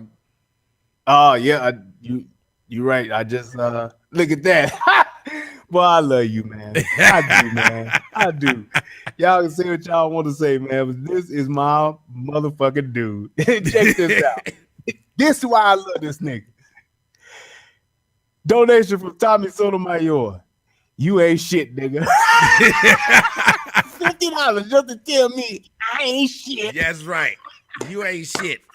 Maybe that was worth every penny of it. Every penny. Every penny of that $50. You ain't shit.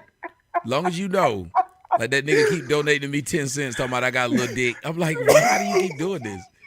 He'll donate a penny, he'll donate 10 cents, and he just keep on saying you got a little dick. And I'm like, but dude, why does it affect you? Thank you. Right? Yes, my dick is extra small. It's so small that if it was a conversation piece, it'd be a sentence. Like, that's how small my dick is. But why are you concerned? Just like them other straight men asking me what my mouth do. But you're straight. Why do you want to know what my mouth do? That's so ignorant. That's beyond ignorant. But just so you know, just when I thought that I was actually becoming somebody, my brother told me who I was. Yeah, I want to let you know you ain't shit. You get the big head. You're starting to think something about yourself. So I'm gonna put you in your place. I needed that, man. I appreciate that, brother. I needed that. Keeping it real. I want to say thank you to my girl Rosalinda Sotomayor. That's my cousin. She sent him a donation. Thank you. All right. Christopher Davenport sending me a donation as well. This is my contribution to the $5 challenge. Rich sent me $3.33. He said, "You're the best." Rich, old white guy. You can't have no name like Rich and send me $3.33. No, I was just kidding. I just said it don't look right. It's like you slap me in the face with the fact that you rich. He talking about I ain't rich. Yes, you are. It says it right there. He said he donated with the backhand too. There you go. Take this bitch. Go. See, you might well slap me on my ass as I go out the door. Go be something, nigga. Go be something. Make the world proud, nigga. Oh my goodness. Take my pocket money, Akeem. Brian and Thomas sent me $5.31. Hey, Tommy, love your show. Since I was in kindergarten, I loved white girls and have only been with them. I've never been with a black woman in my life because I've never been attracted to them at all. Continue with all of the topics you discuss on your show. We might have to do like an extra show to talk about that. Like people who aren't attracted to their own race. What does that mean? Wow. Like they just aren't attracted at all. They don't find them very attractive. Like, look, I find dark skin really attractive when people say it. Like, I really am into dark skin chicks. Like, dark skin chicks like turn me on. But I still think that the best looking chicks are Russian girls and Middle Eastern girls. I think the best looking facially chicks are chicks who look like them. When I say that though, it gets people mad. They be like, "But your daughter black." Well, I don't understand why I'm supposed to say if your child is an amputee, should you only date amputees? Like, I don't get what their logic is, that you're not supposed to say, well, just because it's mine doesn't mean I'm supposed to view it as what I'm talking about, which is hooking up with somebody in a relationship. Now, just because I find this attractive and I produce this doesn't mean that when she grows up, there won't be guys who are just like anybody else who finds her to be more attractive than somebody else. But the funny thing about the relationships that we're in, and I'm not trying to be funny, most of us are not with the people that we thought were the most attractive physically. When we settle down, we don't get the 10 that we've been staring at all day in school when we were doing this. We rarely get a chance to date that bitch. Right. That woman that we watch on television, on Baywatch, running around. We'd like to be with her, but we didn't meet her and she wasn't interested in us if she did. So who are we with? Usually people who we have more in common with than they look beautiful. It's rare that a man can marry the beauty queen. It's rare, because remember, there's only one beauty queen. Right. So only one man gonna get her. Everybody else got to get the runners up. Somebody gonna get the ones who were the qualifiers, and some gonna get the ones who were laughed out of the gym. Yeah. It's life. So for people to say that, I think that's stupid. Your daughter black. Why would you not say that the best looking women are black women? My daughter's a black girl, not a black woman. My daughter's my seed, not me trying to be in a relationship with physically with this person. So just like my mama. Right. So please just stop this. Yep.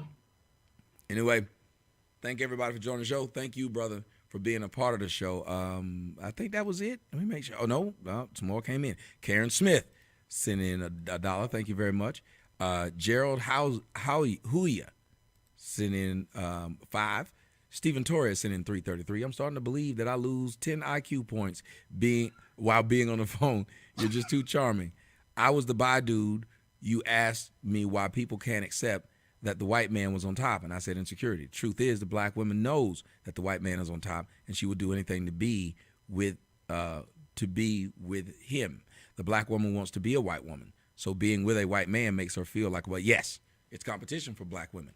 They know the white woman's on top. That's why they're so happy when they get their man. Tavis McNeil says, great show as all, man. Super to you. Tavis.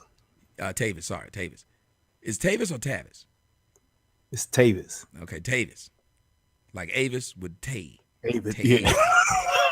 It's the black rental company. Yeah. You know what I'm saying? Did you get your reservation with Avis or with Tavis? Oh, no, with Tavis. Yeah. I believe you have the El Camino, sir. That's down a few doors down. He say, I'm up here, Avis. Then you look at your ticket. Oh, no, you right. Oh, no, that's Tavis. That's Tavis. Right. You got to go outside of the airport. You got. Let me tell you how to get to Tavis. He said, well, look, sir, I have an Avis rental. They said, what kind of car did you reserve? 87 Cutlass? No, sir, that's a Tavis rental. You're going to go outside the airport. You have to take the bus two blocks down, and there will be a guy on the corner with your keys. You know what I'm saying? When you get it right, when you get to on that third corner right there, it's going to be on MLK. You go see a dude standing there. He's going to be a dude that with a sign. That is not Tavis. That's not Tavis. But the dude laying on the bench look homeless, he got keys in his pocket. You know what I'm saying? Give him that slip, and he'll have your 87 Cutlass right there. He pull it around for you.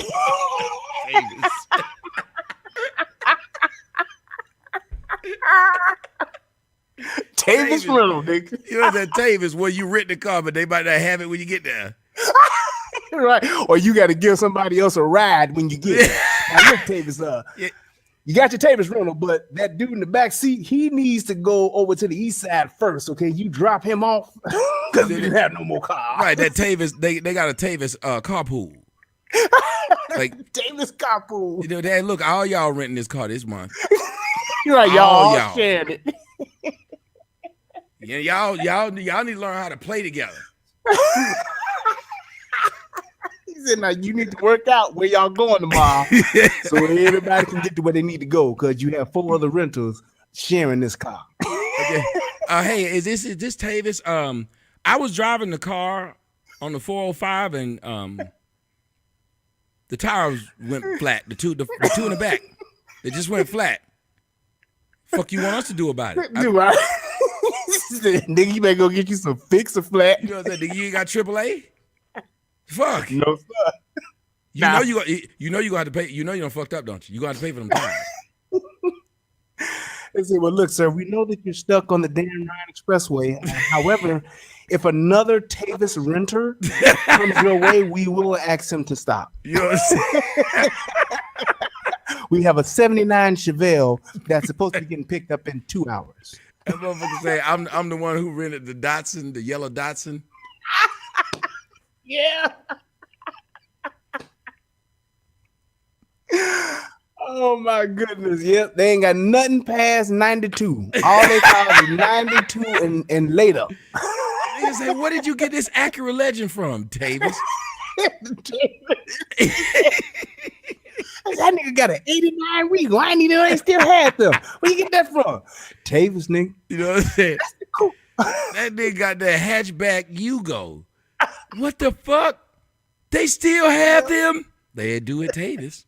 They do at Tavis, man. That'd be their tagline and everything. You haven't seen that car in years? We have it.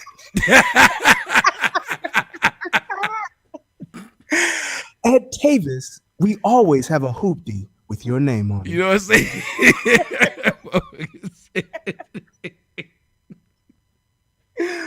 Oh, man. Hey, thank you guys. Somebody say got the 4-toe pass.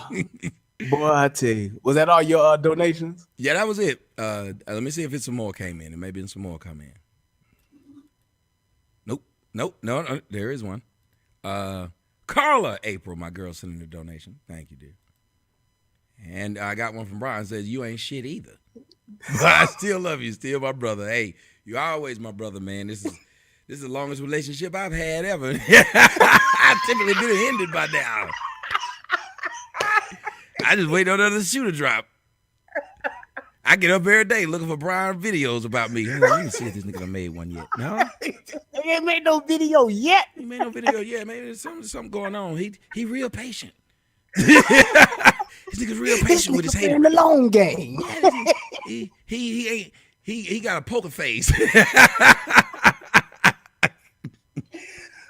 Oh man, boy, I tell you, this nigga got me sweating, boy.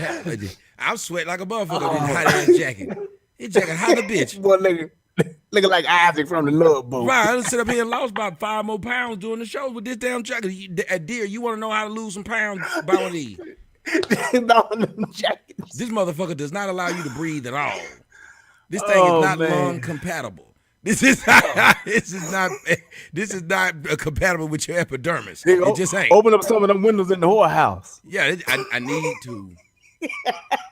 I need to. But goddamn, this thing is made out of a fat person's bed sheets. Like it's looking good though, brother. Looking good. Yeah, thank you. Anyway, guys.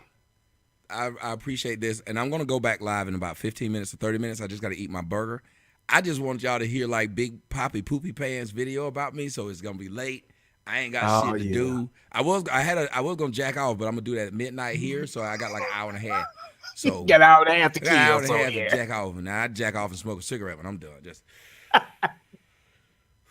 this is good for you as it was for me. Oh man, I tell you.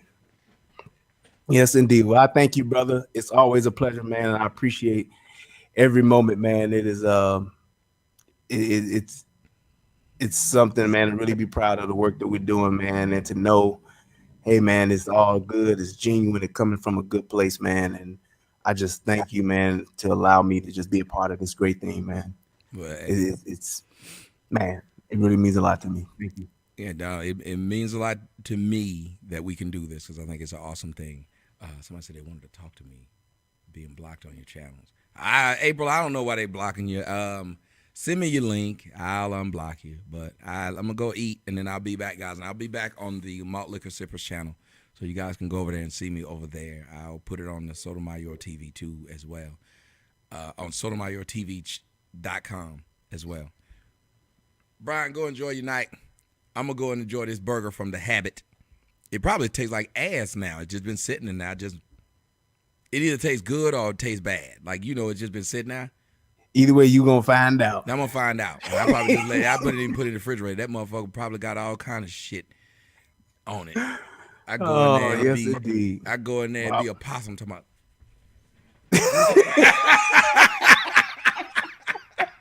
He said a possum. You know I'm from the South.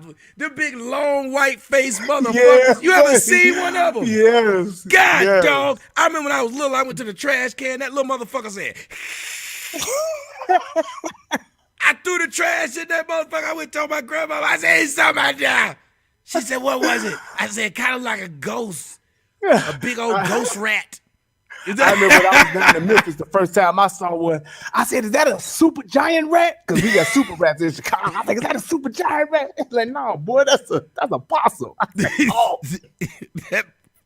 That motherfucker gave me the Daniel son. That nigga said, you're the best around. Nothing else can keep you down. You're the best around.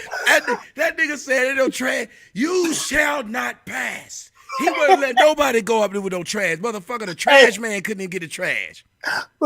When that possum did that, it was another little possum like, put him in a body bag. Yeah. Do it, Bobby. Do what you gotta do, Bobby. He grabbed that possum and said, sweep the leg. Sweep the leg. You got a problem with that? No mercy. John Creed's karate, man. You're gonna open up dojos in every town, man. God, dog. This motherfucker, why is he this big? Why is he this ornery? Oh, man, I tell you. Why is boy. ornery? We done went Karate Kid on these knees. Yes, he did. Somebody said, not a ghost rat. I did. I never seen that damn white. That motherfucker looked like my girlfriend used to look when she'd get up in the middle of the night and go to the bathroom. She scared the shit out of me, that white ass bitch floating through. White people, red eyes and everything. Yeah, white people throw you off when you dating one and you wake up in the middle of the night because they make a noise and you can't see shit else but they white ass face. Why'd you hit me with your shoe? I'm sorry, baby. I thought it was a possum. Right, it's too bright in here. I remember I used to play with her sometime. We get in the bed. She'd be trying to give me head. I would slowly sneak out the bed because I knew she couldn't see me. Where are you? She'd be patting around the bed. It was funny. I can see this bitch, but she can't see me. I was over that bitch like John Cena. Oh my God. Boy, I tell you. God, dog. Ugh. Yes, sir. Somebody said, don't possums play dead. This motherfucker didn't play dead. This motherfucker don't play. He don't play at all. He don't play no games. Possum was thug. I don't play no games, nigga. Nobody ain't you supposed to play dead. No, nigga, you about to be dead. Keep playing around this trash can if you want to. Right.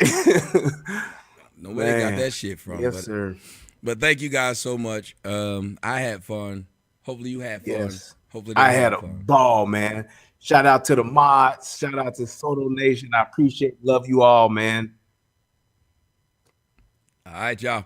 See you guys later. I am out. Peace. And so